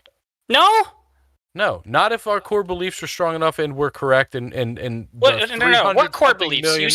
You said melting pot of not being misogynistic. You have to choose one, Tim. You have to choose that we either should value something. Will you let me talk for a second? You keep interrupting. Go ahead. You didn't even let me finish my last point. Go ahead. You're saying, can we bring 1 million misogynists in a year, right? And how much is that going to change the culture? And I'm saying I don't think it would. I won't think it would shift this misogynistic. You can disagree with that or not if you want, but I don't think it would. We have 350 million people in this country that aren't that way. And by taking 1 million people in and surrounding them by 350 times number of people of their belief, they're going to shift our way. We're not going to shift their way.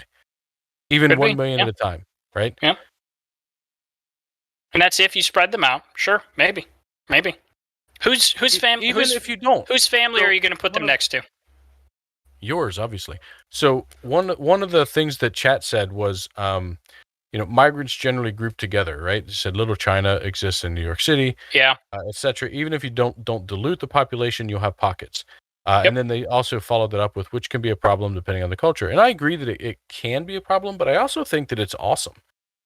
I think that it's really cool to be able to go and see other cultures happening, right? Yeah. Other ways of life. And the culture that you see there isn't anti-American, like to your Yeah. point, Nathan, AKA, I have no problem with it. in those groups where they generally are supporting the beliefs and the things of the country. But Right.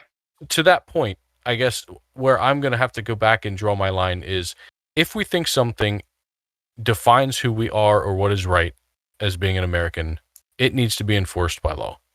If it isn't, then you can't hold anyone accountable to it, and then you can't define it as something that somebody has to do to be here, right?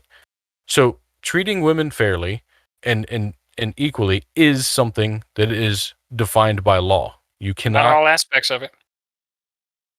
to the point that you're talking about, yes, right? There's plenty of assholes in this country that don't treat women with respect. Right. That are misogynistic. Agreed. That fucking exists, and it's going to exist anywhere, right? But to the point that you can control it through law, where you can't hit a woman just because she's a woman and you're a man and you have a right to, right? These types of things exist from a law's perspective. And then when people come in and break those laws, they need to be held accountable regardless of their beliefs. If you come into this country and say, well, my religious belief is this, and we say, well, that's against the law here, it needs to stay against the law here for those people as well, right?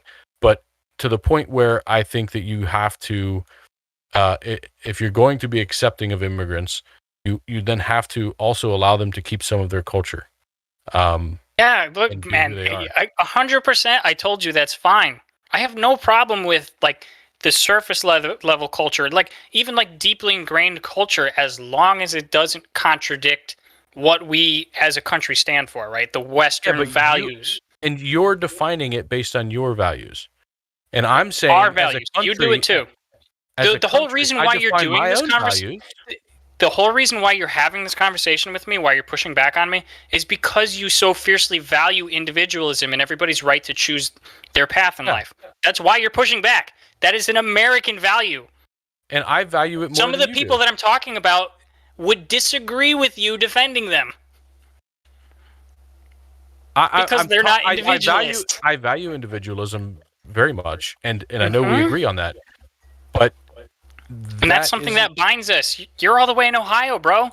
Everybody in California also thinks fiercely individualistic. That is an American thing. It feels like it's the vanilla of America. Like it's the flavor that you don't realize is there. It's the base to everything. We all agree on this one thing, and it's that we all form our own destinies. We are all individuals. We all are equal, right? That's something that's very fiercely Western and American. And my point to you is that even though it would be hard to do this unless you do it in little pockets. My point is that we should be keeping an eye towards preserving that narrative as we let people come in. It should be a requirement that you study and respect our national, like let's say our national story, our national heritage, these traditions that we hold dear. You should be this when you come here. I don't understand what traditions you're talking about. You keep saying traditions we hold dear. You said it multiple times. What traditions? Fierce being an individualist isn't that's not a tradition. That's a belief. Yes, again, it's the flavor. It's the vanilla. It's the flavor that you don't realize sets us apart from most of the rest of the world. Traditions are like actions. They're things that happen, right? They're not just it's not just a belief per se. What would you call it then? What would you call liberalism? American liberalism. It's a belief system. Sure. That then? And I mean, and our culture, our legal system, our everything was based off of Christian core beliefs, right? I mean, Judeo-Christian. Yes, it's in our documents. But that's not the stuff you're talking about, right? Obviously, because as a culture, we've gotten past that now. We didn't at first. People that first settled here were not past that, right?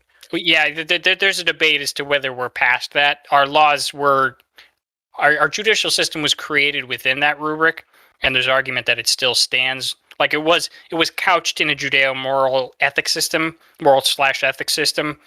And that carries on to today. It's like you could change little individual laws, but the whole system itself is generally predicated on. Because there's maybe you don't know this, but the whole divine spark, the individualism, the I am, the all men are created equal thing, that is actually a Judeo Christian tradition, right? That's God came to save me, the individual, not just the Hebrew people. And so that's sort of like the divine spark individuality thing that sort of infused into Western culture. That's why we have that actually at all. Yeah, I guess for me, if it's not in the law, you don't hold someone accountable to it. Right, That's and it. I think I used to think that I was I was more libertarian, probably even a year ago. But my shift towards considering myself an actual conservative was the realization that without cultural ties, cultural binds, without something that unites us in one story of a country, that we will ultimately fragment and the country will fall apart. And I don't know exactly what that looks like, but it gets worse than things are today.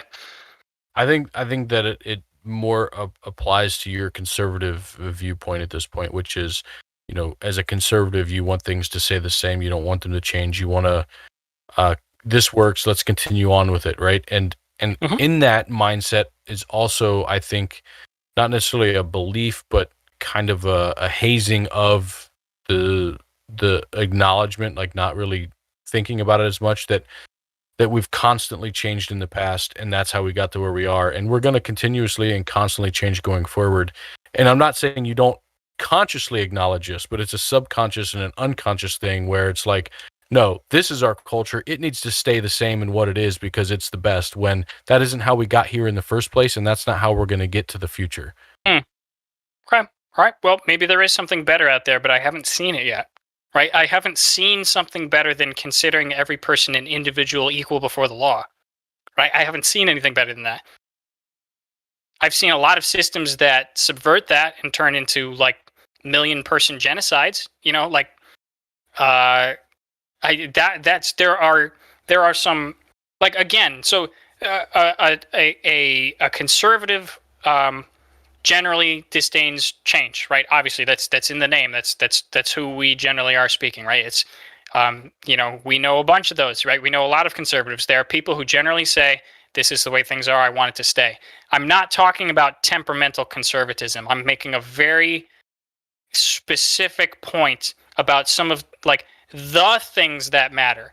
Not food, not music, not the way that we speak. Like forget, I'm not even talking about language, even though I agree with that one. I think language is less important than what I'm talking about, which is the agreement in the Western tradition of individualism, of like all of these various liberal things that we want to change.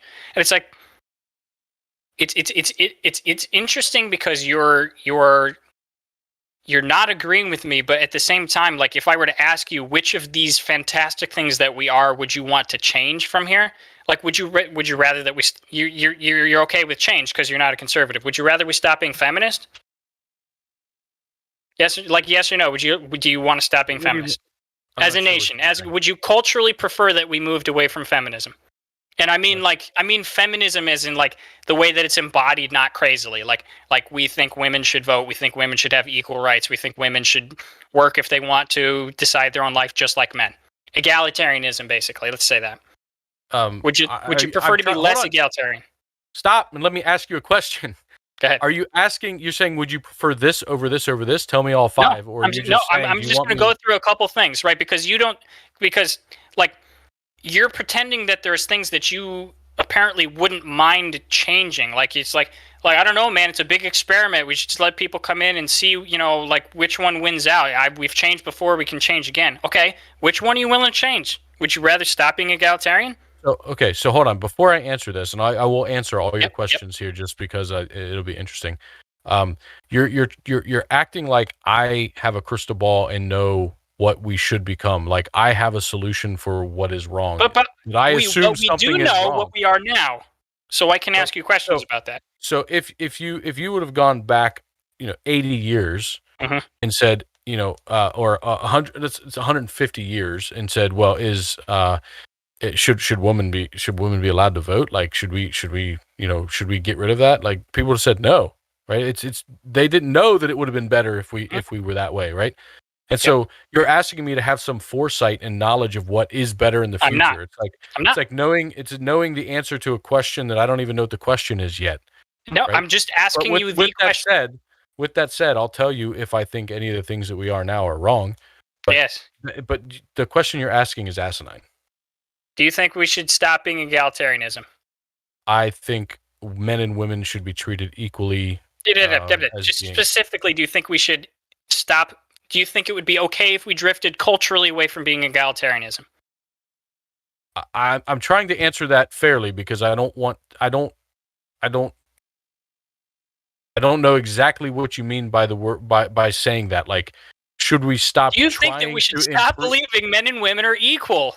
And I said no. And then you had to ask the question. So you have so right there, I've just asked you one of my questions, and you have something that you are willing to stand for in our culture that you think shouldn't change. Yeah, now, but maybe something comes along and they're like, "Hey, you know what? Fuck. And it changes. You think something's going to come along that makes it okay for men and women not to be considered equal under the law? If you would have asked somebody 150 years ago, Jesus you Christ. think something that would have come along to make you think women should be allowed to vote, they'd be like, "No, women shouldn't vote because they're not out there in the workforce. They don't know what we know." The point is, I understand things change. What I've been trying to say is that I'm telling you things can change for the worse, man. When you believe something, you believe it. It doesn't mean it's right. And I think who we are as a country is generally right. I believe in the things that we are. So stand up for it. But that doesn't mean that I'm going to be blind to opening my mind to possible If it's good, you should stand up for it. I am standing up for it. No, you're not. You're saying it might change and who cares? I'm also not saying that it can't be changed and that it is perfect. And that is ignorance if you say that. I never said it was perfect. I say there are things that I think about the country that should not change. Then you're saying it can be changed. It can be improved. If it's not perfect, it can be improved, which would mean it would need to be changed. Yes, something, not the things I'm talking about. Individualism should never change. I believe that this is correct. I have thought about this question for years and years at this point, ever since I became political. Individualism is the West. This is how we got here. This is what makes America and the West great. This should never change, and I will stand up for that. And I believe you should too. I'm very individualist. Yes. I strongly believe in that, but that doesn't mean that it is the right way or that it cannot change and that my opinion can't change. And I'm not going to. So you are correct in a cosmic sense. However, you're essentially just being spineless, right? And I don't mean that to be mean. You think this thing is correct. Good things should be preserved. Why are you not willing to preserve that? To say yes, we should preserve this. I'm not saying we shouldn't preserve it and push it and continue. Yes, you are. You are saying that it might change and that could be good or could be bad. I'm not saying it could be bad. I'm saying it should only change for the good. I'm saying we should stand up for it and fight for it. And if we see some other way of doing it that's better, we should be open and willing to change and adjust to that. Okay. So you've identified a positive. You'd identified a good, something that should be preserved until we find something better. Have you found something better, by the way? No. Okay, so are you okay with, in all of the cultures that you know about on the planet Earth, do you think that they have a better way of doing it? No. The ones I know about. Okay, so, all right. So right there, you've basically acknowledged that I'm kind of correct. No. Because we're not having a discussion on which culture. You're trying to box me into a corner. Because you are wrong, right? So hold on. So which culture that you are aware of can we import en masse, which is what you want? Can we import en masse to change individualism for the better? So you realize how ridiculous you're like one of the most. If you were on the Senate, you would be the guy that Fox plays all the time, trying to be like, look at how smart this guy about the questions he's asking is, when everyone else in the world is like, yeah, that guy's just a fucking moron. Okay, explain how I'm wrong, though. You literally asked me a question and said, do you think anyone is better? And I said no. And then you said, okay, well then which one of them would you import to improve us? I'm not saying any one of them will improve our individualism as that particular topic. I never said that. And you just keep harping on the same thing when we're in agreement anyway, trying to make it look like You're proving me wrong when we've already I'm damn agreed on proving this you on that topic. That isn't Right. what we're So, all right, talking so about. listen, let me be succinct. My point is that I believe individualism is the pinnacle, which means everything else that we've tried is worse off. And those worse off things exist in other cultures. And if you import millions of people from those cultures, you are going to dilute the American individualism. Yeah, and so over the history of human civilization, so many things have been tried, and at the time, so many things were the best that had ever I'm been not. tried. No, hold on. But you know You're what? the one Hold on. going Let to me future finish. Let me hypotheticals, Tim. finish. You've already made this point. You're the one going to I'm future reiterating. hypotheticals. I'm not asking you to give me a hypothetical what's better than individualism. I'm asking you to look at the cultures around the world and say which one you would import to improve individualism. I'm not trying to improve individualism. That isn't a goal of mine. Okay, so A the goal of only mine is other to keep option an is open diluting it mind. or keeping it. No, it's not. Oh, When God. you take two things and mix them together, it's possible to get something wholly new out of it. They don't just have to be one thing or the other, right? It's not like when you take yellow and Individualism blue is and a you pretty mix them together. binary idea. Hold on. When you take yellow and blue and mix them together, you don't just get a darker or lighter yellow. Individualism is not a yellow color. or blue. You get a whole new fucking color. What I'm saying is, it's possible You either are to take or aren't. one. It's binary. It's possible to take one cultural belief and another and mix them You and know get of something one? that works better. And the point is, over the history of human culture, we've had I actually many agree with different that, by the way. systems of beliefs, right? We've had many different systems of beliefs. And right now, the one that we believe in is individualism. And right now, we believe that's the best. 500 years ago, they thought their belief system was the best. 10,000 Yeah, and they were years ago, wrong. theirs. They were wrong, and I will stand At up the for that. At the time, they were right. Yeah, Somebody all right, at Tim, the there's time actually was right. something interesting. And the There's point something is, interesting. I have 500 something years interesting from to say now- to you. I hold on. promise this is interesting. Listen, Then say it in a I second. would not Let me finish import. for once. Say it Okay, in go a ahead. second. Let me finish for once. Go ahead. In 500 years, somebody's going to look back at our system of belief and say, how did they ever think that was the best? And the only way we're going to move forward from where we're at is to keep an open mind and not close ourselves off to any other possibility that something could be better. We're talking about different things. We aren't. You said individualism's the best. It's the pinnacle, which means nothing It's can certainly be the better. pinnacle. I told you it's the pinnacle of what exists now. Yeah. I how do personally you, believe how it do will be you the pinnacle. possibly improve that? By keeping an open mind. Okay, so And not shutting off okay. any other all possibilities. right, so you're all right. So you're doing this kind of subconsciously. You're sort of deliberately forgetting about the fact that we're in a real world and that we know what most cultures are like. So you either have individualism or you have cultures that are not individualist. Okay, it is that binary. It isn't. If it What was I that just said binary- was like what I just Hold on, said in stop. logic, right? In Let me take logic, it back. that is actual like that's sort of like self. take- That's an axiom. Let me take it back. Would a 100% individualist society allow forced drafting into the military? Yeah, no, probably not. So it's not fucking binary. There's gray areas. There's Okay. levels of individualism within societies. Okay, we're just going to change the country and it's going to be better. Don't know what the so change when is gonna be. When I give you a point that you don't have an argument back for, we're just going to act like it. Okay, so I'm sorry, we're 99% individualist. Yeah. So you're right. I'm fucking done with individualism. No, the only point I'm trying to make is that it's not black and white, and it's not like you can take only one, like some country that is 100% anti-individualist, and then our country that is 100% individualist, and it's one or the other. That isn't Right, it. but you're not acknowledging what. Okay, so here's what I have a problem with: is you're not acknowledging like the real problem of importing people who are fundamentally against a lot of the a lot of the things that we value as Americans, right? And not in that good way that you're talking about, right? You don't import like 1 million ISIS people and then get the utopia out of that by mixing ISIS with individualism, right? You've been Right. giving We me know examples- generally what the cultures are. You've Okay. been giving me examples of these extremes, which obviously I don't think would be the best thing to do, right? I don't think importing 1 million. Right. I'm trying to people- tease out the why, Hold on. though. I don't think importing 1 million people that absolutely despise and hate us into our country is the wise thing to do, right? I don't think that's what we should do. And I don't think that's That's not what I'm talking about when I say being open to adopting to other cultures, right? That isn't what I'm talking about. I'm not talking about trying to drastically change or force change or take opposite views of ours and find ways to adapt to them at all, in any sense of the word. And those are the only situations you're throwing out here. But I'm pretty sure you did say that.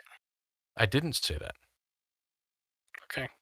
You said, should we, trying to think of how you worded it, but should we have 1 million people from a country that is misogynist? Should we allow them in here? And in some situations, yes. I would say, yes, we should allow them in here. Yeah, and then you said, well, daughter are you going to settle them by? And then you said, well, who should we settle them all by? Like we should take 1 million people and dump them all into the same place. Like we get to choose where they go to begin with. Even individually. Right? Anywhere. You're going to have them move next door to you. Yeah, if they did, they did. I don't understand what the problem is. Okay. So you don't have a problem with okay, so just somebody. All right. Okay. Fine. All right. You can't acknowledge that there's something about the United States that should be preserved, that's worth preserving, right? And I'm not saying. Okay. Let me just go macro real quick here because I know we're really in the weeds. I don't actually have a problem with most cultures or even most aspect of most cultures, right? It's just the fundamental things that I have a problem with, right? And I think there are a few core tenets in the United States that people are fundamentally opposed to, and my only thing is that people who come here need to be suited to following that credo, the American, the Western credo, the thing that I think is the best right now, because I can stand up for something that I think is the best right now, even if we don't have Tim's utopian future yet.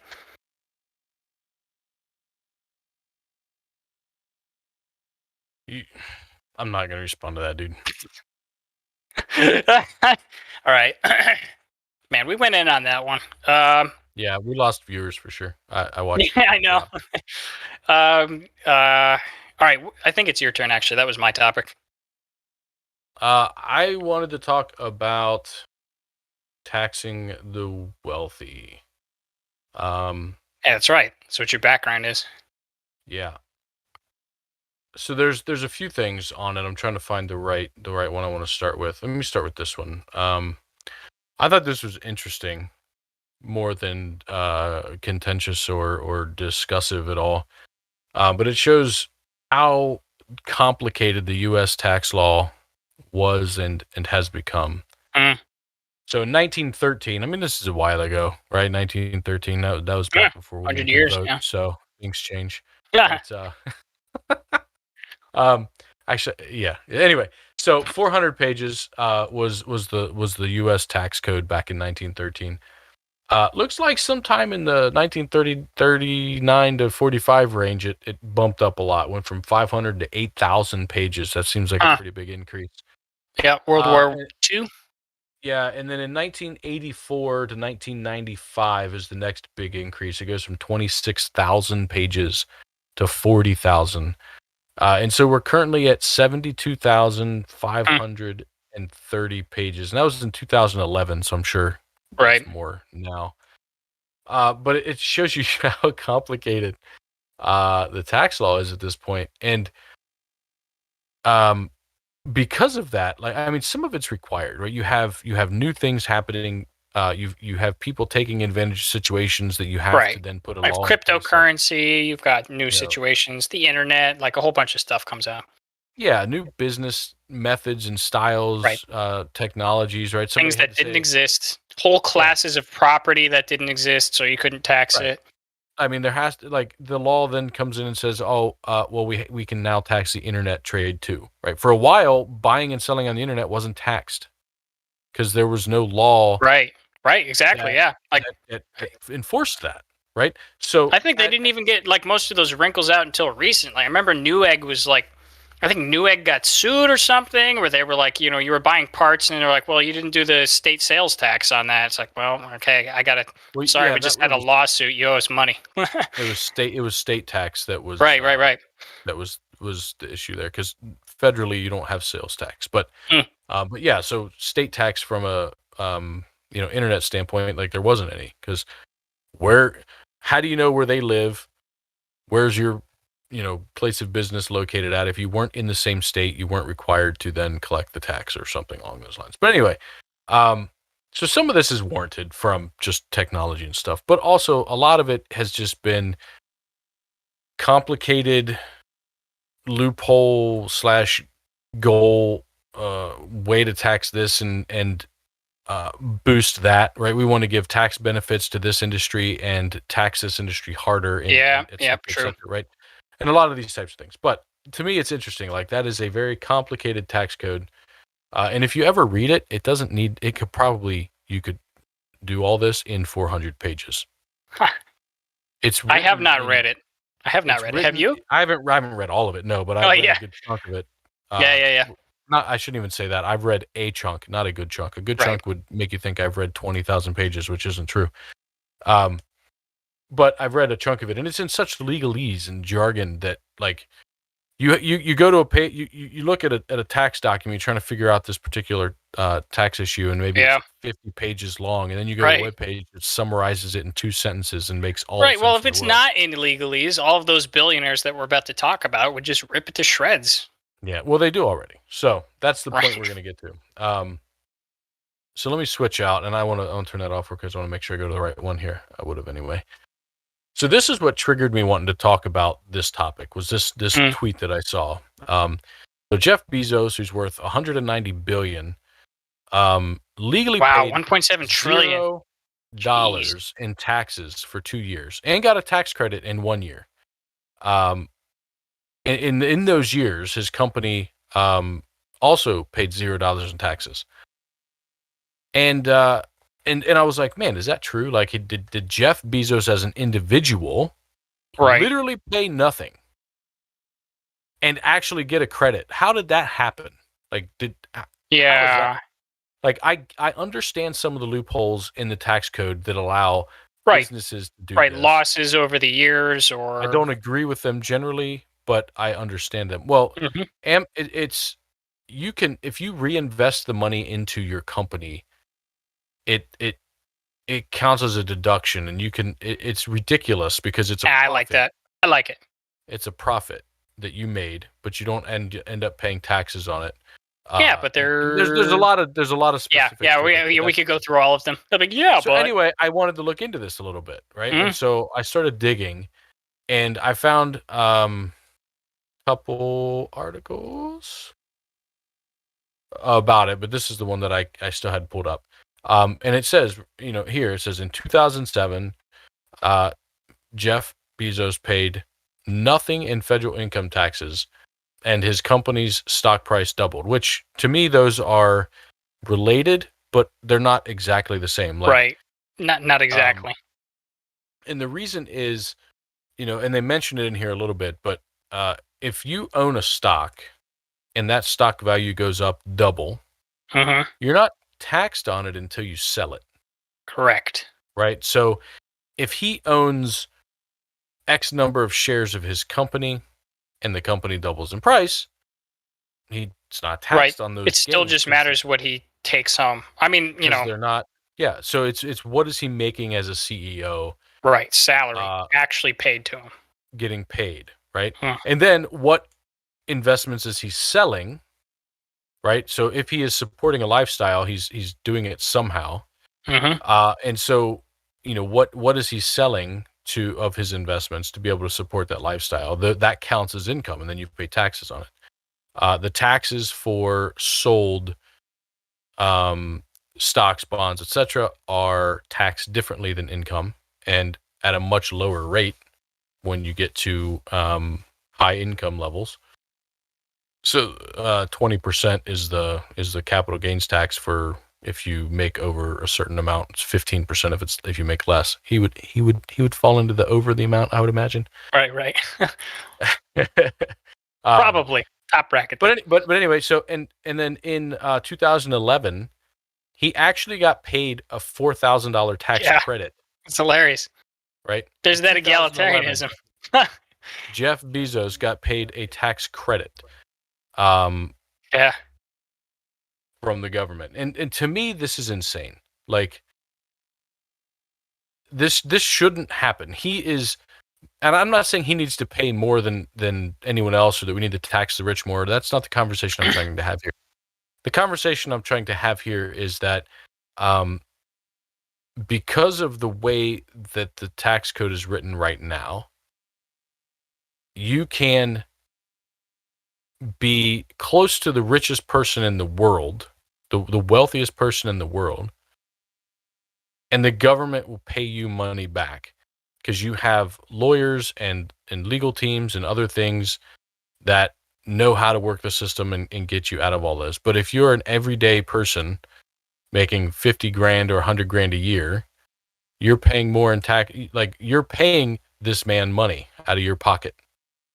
You're giving him a tax credit. Yeah. Like, Yeah, to but me, what that's about? absolutely insane. Yeah, And- so and I have some problems with that though, because like we're honing in on 1 year. What about those other years? No, it's Also, 2 years. why? Like Well, it really matters was why 2 he didn't years. pay. It was 2007 and 2011, so those are 2 different years. Right. And I'm assuming in those other years he probably paid more taxes than I've paid my whole life. They do Right, and then- talk about. Hold on, they do talk Yeah, about go ahead. how much over. I felt like that was the most impactful point, so I had that one pulled up. But they do talk Right, about right. in this article over like the 10-year period or whatever that was analyzed. They don't see. So here you go. So they analyzed Elon Musk, Bloomberg, Bezos, others as well. 25 richest Americans, right? Yep.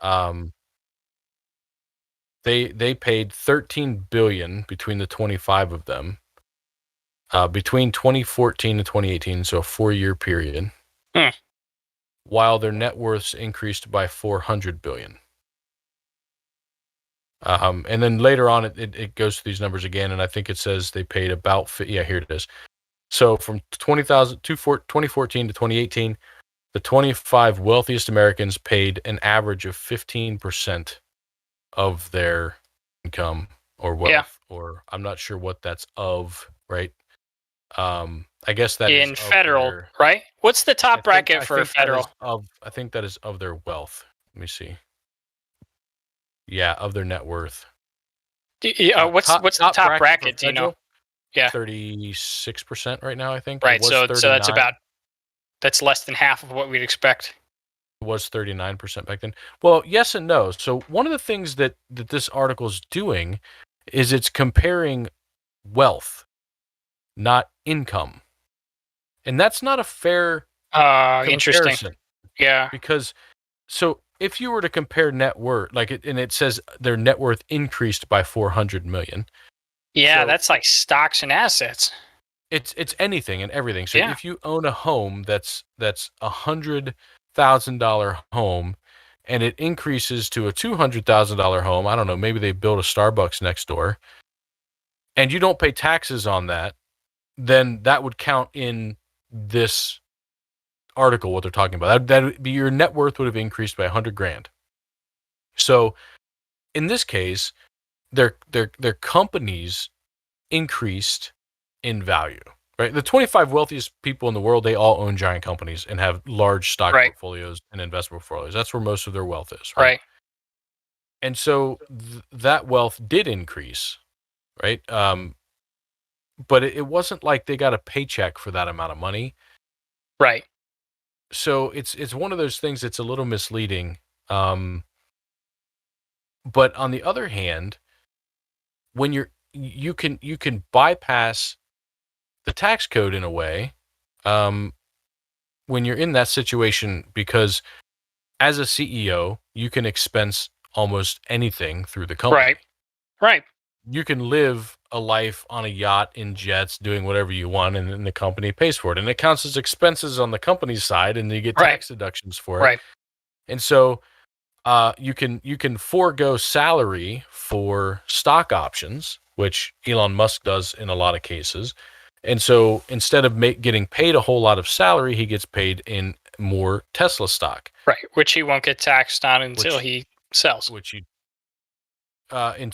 depending on how it happens, yeah, right. There's ways to do that to where you don't get taxed on it. Oh. In other cases, you do get taxed on it. Oh, if you get Um, okay, so just question for my ignorance here. If you have that specific arrangement where you get paid in stocks or stock options, that can get taxed, like income tax. Yeah. Again, it depends on the method of it happening, and in their cases, they are all doing it the way that they don't get taxed. I'm sure, Right. but Okay. there Yeah. are ways that the company gives you these stocks as options where, when upon receipt of them, it counts as income. Right? You didn't Right. own them Right. before, and now you do. Well, then you get That's taxed on it then and not later, that's right? income. Right. You don't get taxed on the future capital gains. You just get taxed on Right. the I would value think of the they should do stock you that were given. What? because they're going to the moon. They should do that. They should do that first one. They should get taxed right away because I mean that stock's just going to go up, man. It's Tesla. Well, regardless, you're going to pay so if, But you'll if pay, Tesla's worth, but you'll pay more on a higher valued stock. if No. if Tesla's worth $100 right now, and I get Yeah. it right now, and I have to pay taxes on $100 Yeah. worth of that stock, I now own it at $100, and in the future, I will only pay taxes on the gains that I sell it at. Oh. If I So it don't all get gets taxed. on it all gets taxed Right, at some okay. point, right? Okay. Yep. But there's ways to sell stock without getting taxed. Like if you take loss, if you're investing in a lot of different businesses, and this business is losing money, Right. Nobody wants that. and you sell this stock at a loss while you sell this stock at a gain, they offset, and you end up not having any gains. Right. Right. Okay. All right. We're coming up on. We got anyway. like 7 minutes here. So. Yeah. So anyway, the point I wanted to make though is that because of the complicated tax code and the way things are, and now this article is misleading. I don't actually think that this is a 100%, I mean, even a 80% fair way of approaching it. And they do say later on, they say what I'm saying in here. They're at least acknowledging that it's not Right. that way. But the point that got me was that in any case, in 2007 and especially 2011, Amazon was a big enough company that the CEO of that company should have paid something in taxes. As an individual, I'm not talking about as a company. Yeah. As an individual, there is no way that he shouldn't have paid taxes or that he should have gotten a damn tax credit. That is insane. That's equality before the law, man. We got to add another page to that 40,000 pages and say if you make over this amount, you shouldn't. You shouldn't get the child tax credit, I guess. But that just makes the tax code longer. And it's like so arbitrary. Like I mean, you think about it this way. Like he doesn't give a shit about $4,000. He doesn't. He does not care. No, So, but his tax guy does. I wanted That's to bring this up and see what you thought about this. This is exactly what we're talking about right here. So this is yeah. Did you see this? Into this, so this is good. No, but let's talk about it. Yeah. Okay. All right. So this is I love the colors. It's very nice. It's very nice on the eyes. Anyways, so this is an infographic. The title of which is "Do the Rich Pay Their Fair Share?" And this is something that I wouldn't say the right, but Ben Shapiro talks about this a lot whenever we brush up against the tax codes and people are talking about taxing the rich more. And I was curious what you thought about this. So this is federal income taxes and adjusted gross income earned in 2018. All right, so let's set the stage. So we're talking about taxes paid versus income, right? So we're just talking about income here.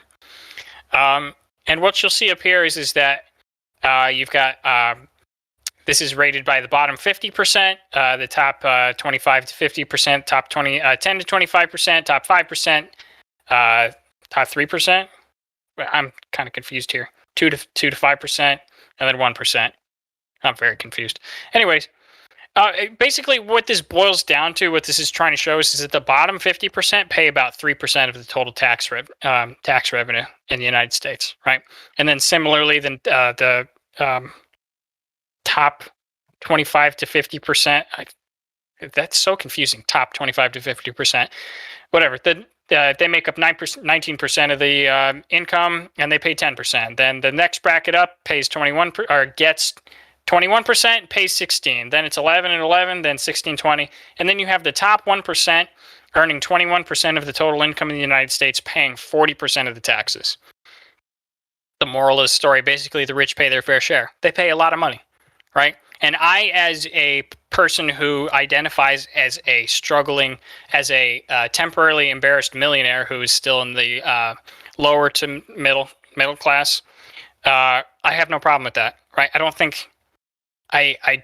think that it's our right to just band together and tell the rich people to pay for all of the things that we want. And that's my philosophy. So what do you think about this, though? Have you seen anything about this? Is this right? Is this wrong? Is this misleading somehow? Yeah, I've seen these different charts like this in a lot of places, and depending on how you want to make the charts look, you can make it look one way or the other. Yeah, sure. I think there's a lot. Yeah, there's a lot you can take away from this, even if you don't, if that's not the intent or what you're looking at. So one of the things you can see is that 1% of the country makes nearly a quarter of the income. Correct. Yep. Right. Yep. That's pretty crazy, isn't it? It's a Pareto distribution. I have less of a problem with it. It's just naturally how economics stacks up. Is that why 50% of the population only makes 12%? Yes. It's not a fair Pareto. It is definitely shifted one way. Yeah, that's the nature of a Pareto distribution. It's not supposed to be fair. It certainly doesn't look fair. It's actually the one that everybody's familiar with that they hate. It's the one where, like you have like nothing, everything. That's a Pareto distribution. I'm saying I don't have a problem with that as much as other people. I'm not trying, and again, I'm not trying to make the conversation be, like, right, oh my God, right. We shouldn't have them make right. You look at how this is broken out, and 50% of the population, half of the population, only makes 12% of the income. Yep. That's pretty extreme. It's not. It depends, right? So it's all relative. It's like extreme compared to what? Because if we blew this up to be the world, most of these people would be in the top 10% of the entire world. So they're doing pretty well as far as worldly standards, and that does matter. And historical standards, they're wealthier than kings. So when you add any context to it, you said those. When you add specific context to it, and you've added those contexts before, and we've had those discussions before. I know we have at length, and they're not really valid. Like, they are so valid. Matters. To say, well, you're wealthier than the people before you. Yeah, well, we stood on their shoulders to get there. We're also more technologically advanced than them because of that as well, right? To say that we are doing better than our predecessors, that is the idea. That is the hope. That is the way things generally work in any society. Yeah, but it's not the rule. Just ours. It's just not the rule. Like wealth is almost literally flat forever. Going back to the beginning of tribal humans in Africa, wealth is literally flat until the 1800s, until it just skyrockets, right? And that includes this bottom 50%. I'm not saying things can't get better, and I hope it does get better, but I just don't have. I have much less of a moral problem with people being far wealthier than any individual who existed before the year 1700. This is the stock market. This S&P 500. Back to 81, right? Because S&P 500, that's when it goes back to. Yep. And it looks like it's damn near flat all the way through here, right? Compared to where we're at now. Flat. I mean flat. I don't mean kind of going up. I mean flat. I mean, so from here, it's 120, 100, 120, 30, whatever, and it's double at this point, 306. It's more than double. But in this particular graph, because of scale, it looks like it's nearly flat.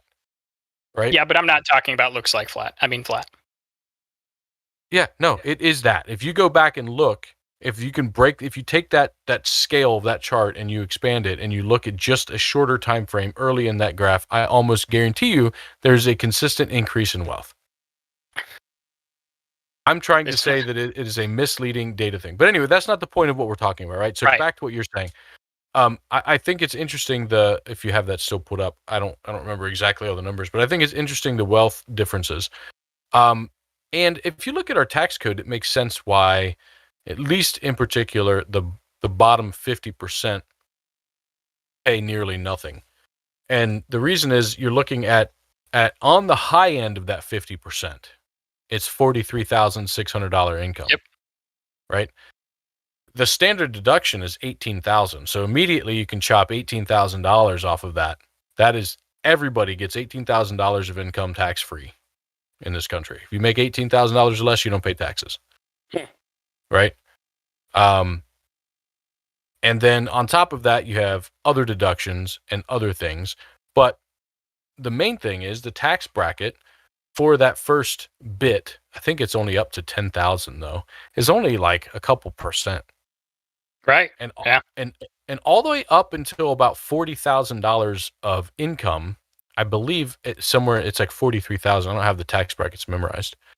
The tax percentage is only 12% at 40 something thousand. So you have to make $58,000 or more a year basically.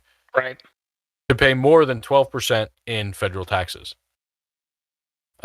So, and that's on only those top dollars because it's a tiered bracket. The first 10,000 you make is only taxed at a couple percent, 5%, and then the next is taxed at 8%, and the next is taxed at 12%. Yeah. So, yeah, it makes sense that the people at the very bottom here aren't paying very much in taxes. That's how the code's written. Yeah. Yep. And as you go up, it's interesting to see that the upper middle class, I would probably say, are you looking at the 5 to 10% there? Yeah, the 150 to 200,000. You seem like they pay their equal amount, right? Yeah, it's like lower upper. I'd say upper. I mean, you're talking about the top 5 to 10%. It's only 5% of the population, and there's 90% of the population below them. To me, that seems like upper middle class. No. I'm saying lower upper class. Ah, gotcha. Yeah, I would agree with that too. Right? They're somewhere up there. It's like 150K. That puts you very, very comfortable middle class. Yeah, to me, middle class is that top 25 to 50%. Upper middle class is those next two possibly. Then the blue ones is for specifically upper class for sure. Right. Absolutely. Yeah. But so to that point though, you have 1% of the population making almost a quarter. Yep. Let's say a fifth. It's closer to a fifth. So let's just do that, not to try and skew the wording. They're making a fifth of the income in the country. They make that 1% makes almost double what 50% of the population makes. Yeah. Right. So it's an insane difference. And yes, they pay more as a percentage of income taxes paid than everybody else.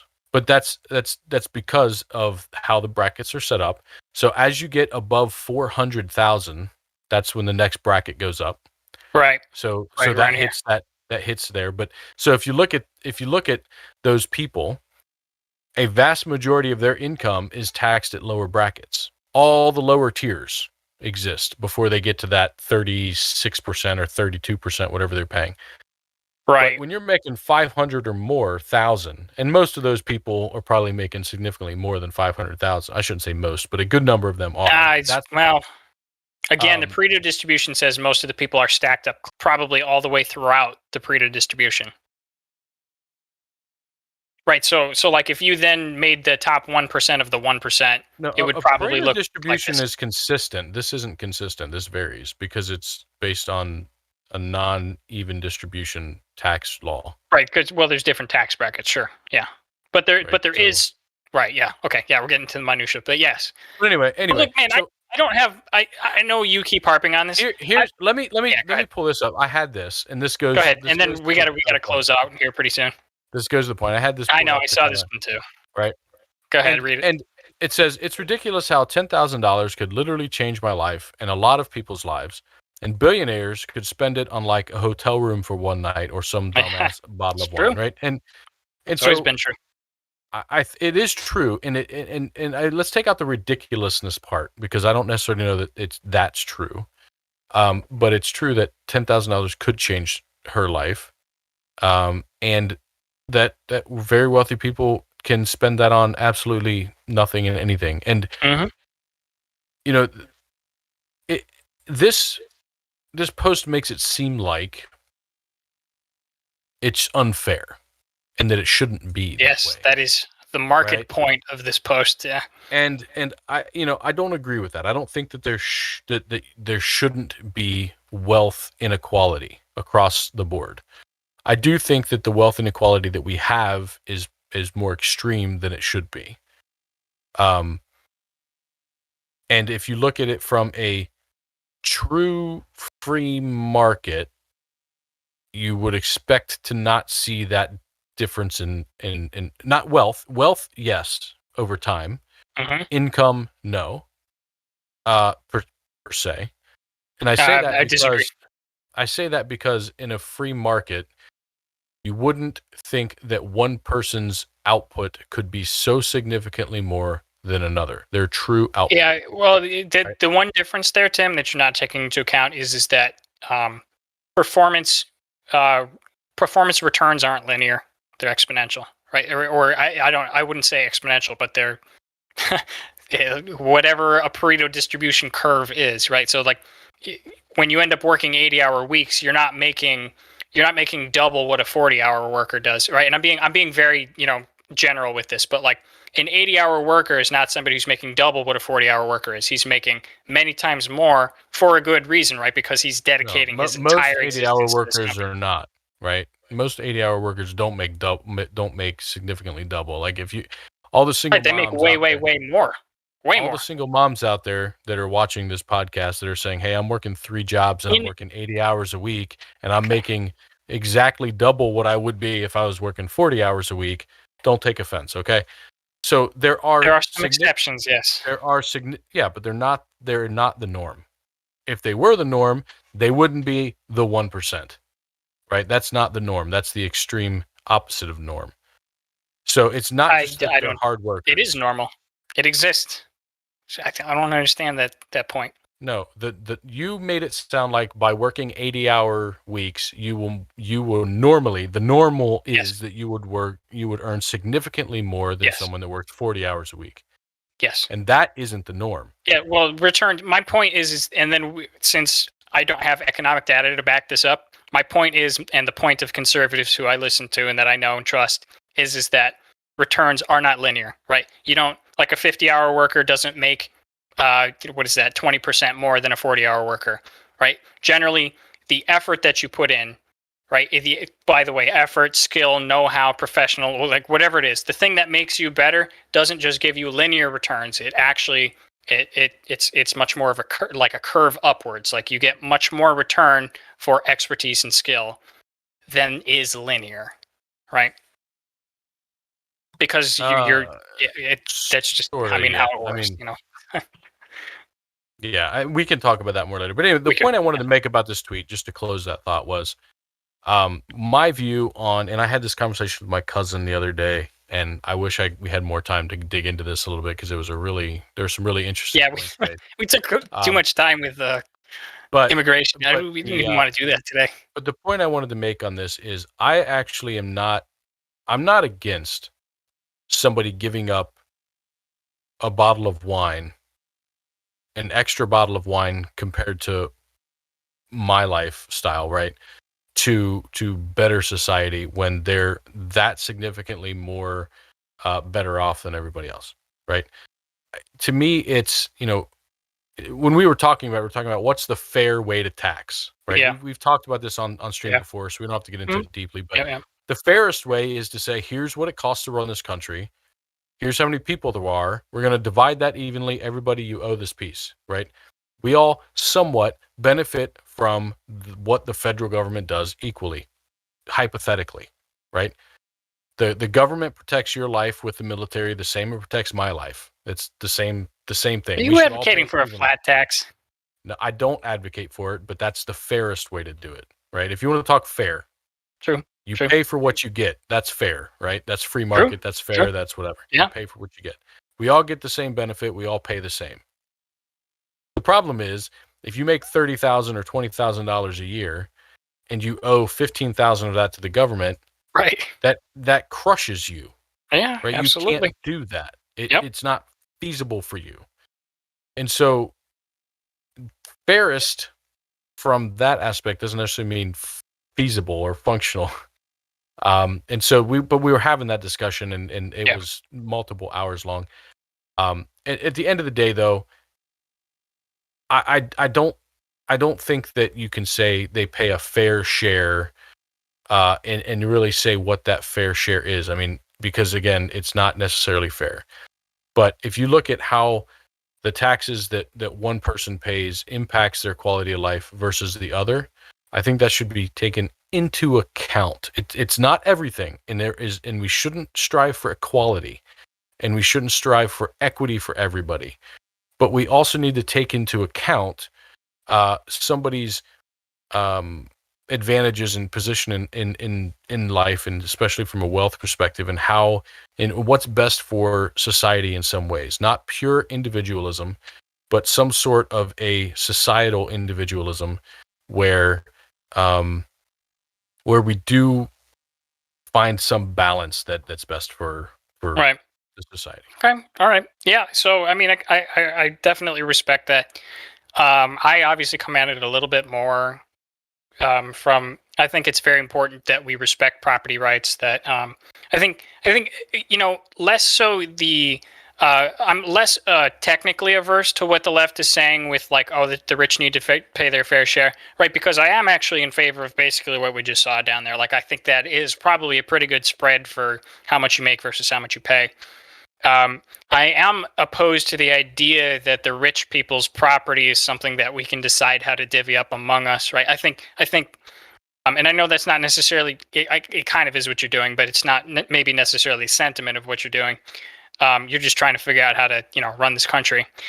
I think property rights are very important. The fact that somebody makes money, sure, yes, they get taxed on it. We've already crossed that bridge, libertarians, right? Taxation isn't theft. We do need to run this country.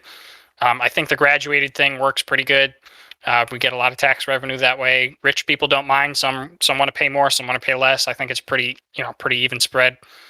But then I guess my last point before I close up is conservatives, not Republicans, conservatives often pair this with we should spend less. So I'm actually sympathetic to Tim's argument. We should, we have to run this country. People need to pay for it. Here's the people who have money. This graduated thing seems to work pretty good. I kind of agree.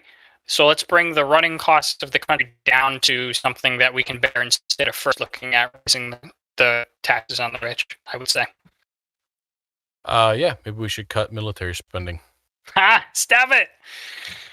That's. I mean, Trump raised military spending. I know you saw that in the thing. That's a thumbs up for me. Yeah. All right. So two quick points, and one. Okay, hurry up. Drag this on for a second, but I want to ask you this, and I'm not. Producer Scotty's already asleep, man. We're gonna have to text him and turn off the stream. We'll just turn our cameras off. One comment was Warren Buffett is one of those people that wants to pay more in taxes, and he said that he will be leaving 99.5% of his wealth to the government and to charities. Right. So right. Yeah. He's dropping the pond though. He's fucking wealthy in it. Yeah. Yeah. He's one of the top 5 wealthiest people or something. I think. But anyway, one thing I wanted to ask was because you made a comment about taxing their property and wealth. Something that has changed in the past 15 or 20 years is estate taxes. So when my dad's father passed away, who was pretty wealthy at the time, you were able to pass on $750,000, and this is, I was probably 18 or something at the time, so it's 20 years ago or so. So you were able to only pass on $750,000 of your estate tax free. After that, the government gets half. That's it. Wow. There's other rules in there, right? So like right now you can give 14,000. I'm gonna sound terrible if it's 15. Right. Yeah. I think it's Yep. 14. 14,000 a year to a person. You can give anyone $14,000 a year tax free, no gift taxes or anything every year to as many people as you want. Right. So you give your money away while you're alive, but at the end, when you pass away, you're going to give so much. That number is now 14.5 million or 14.8. I think it's 14.8 million is how much you can give to your family or whoever you want tax free. What do you think about estate taxes? Yeah, it's twice tax.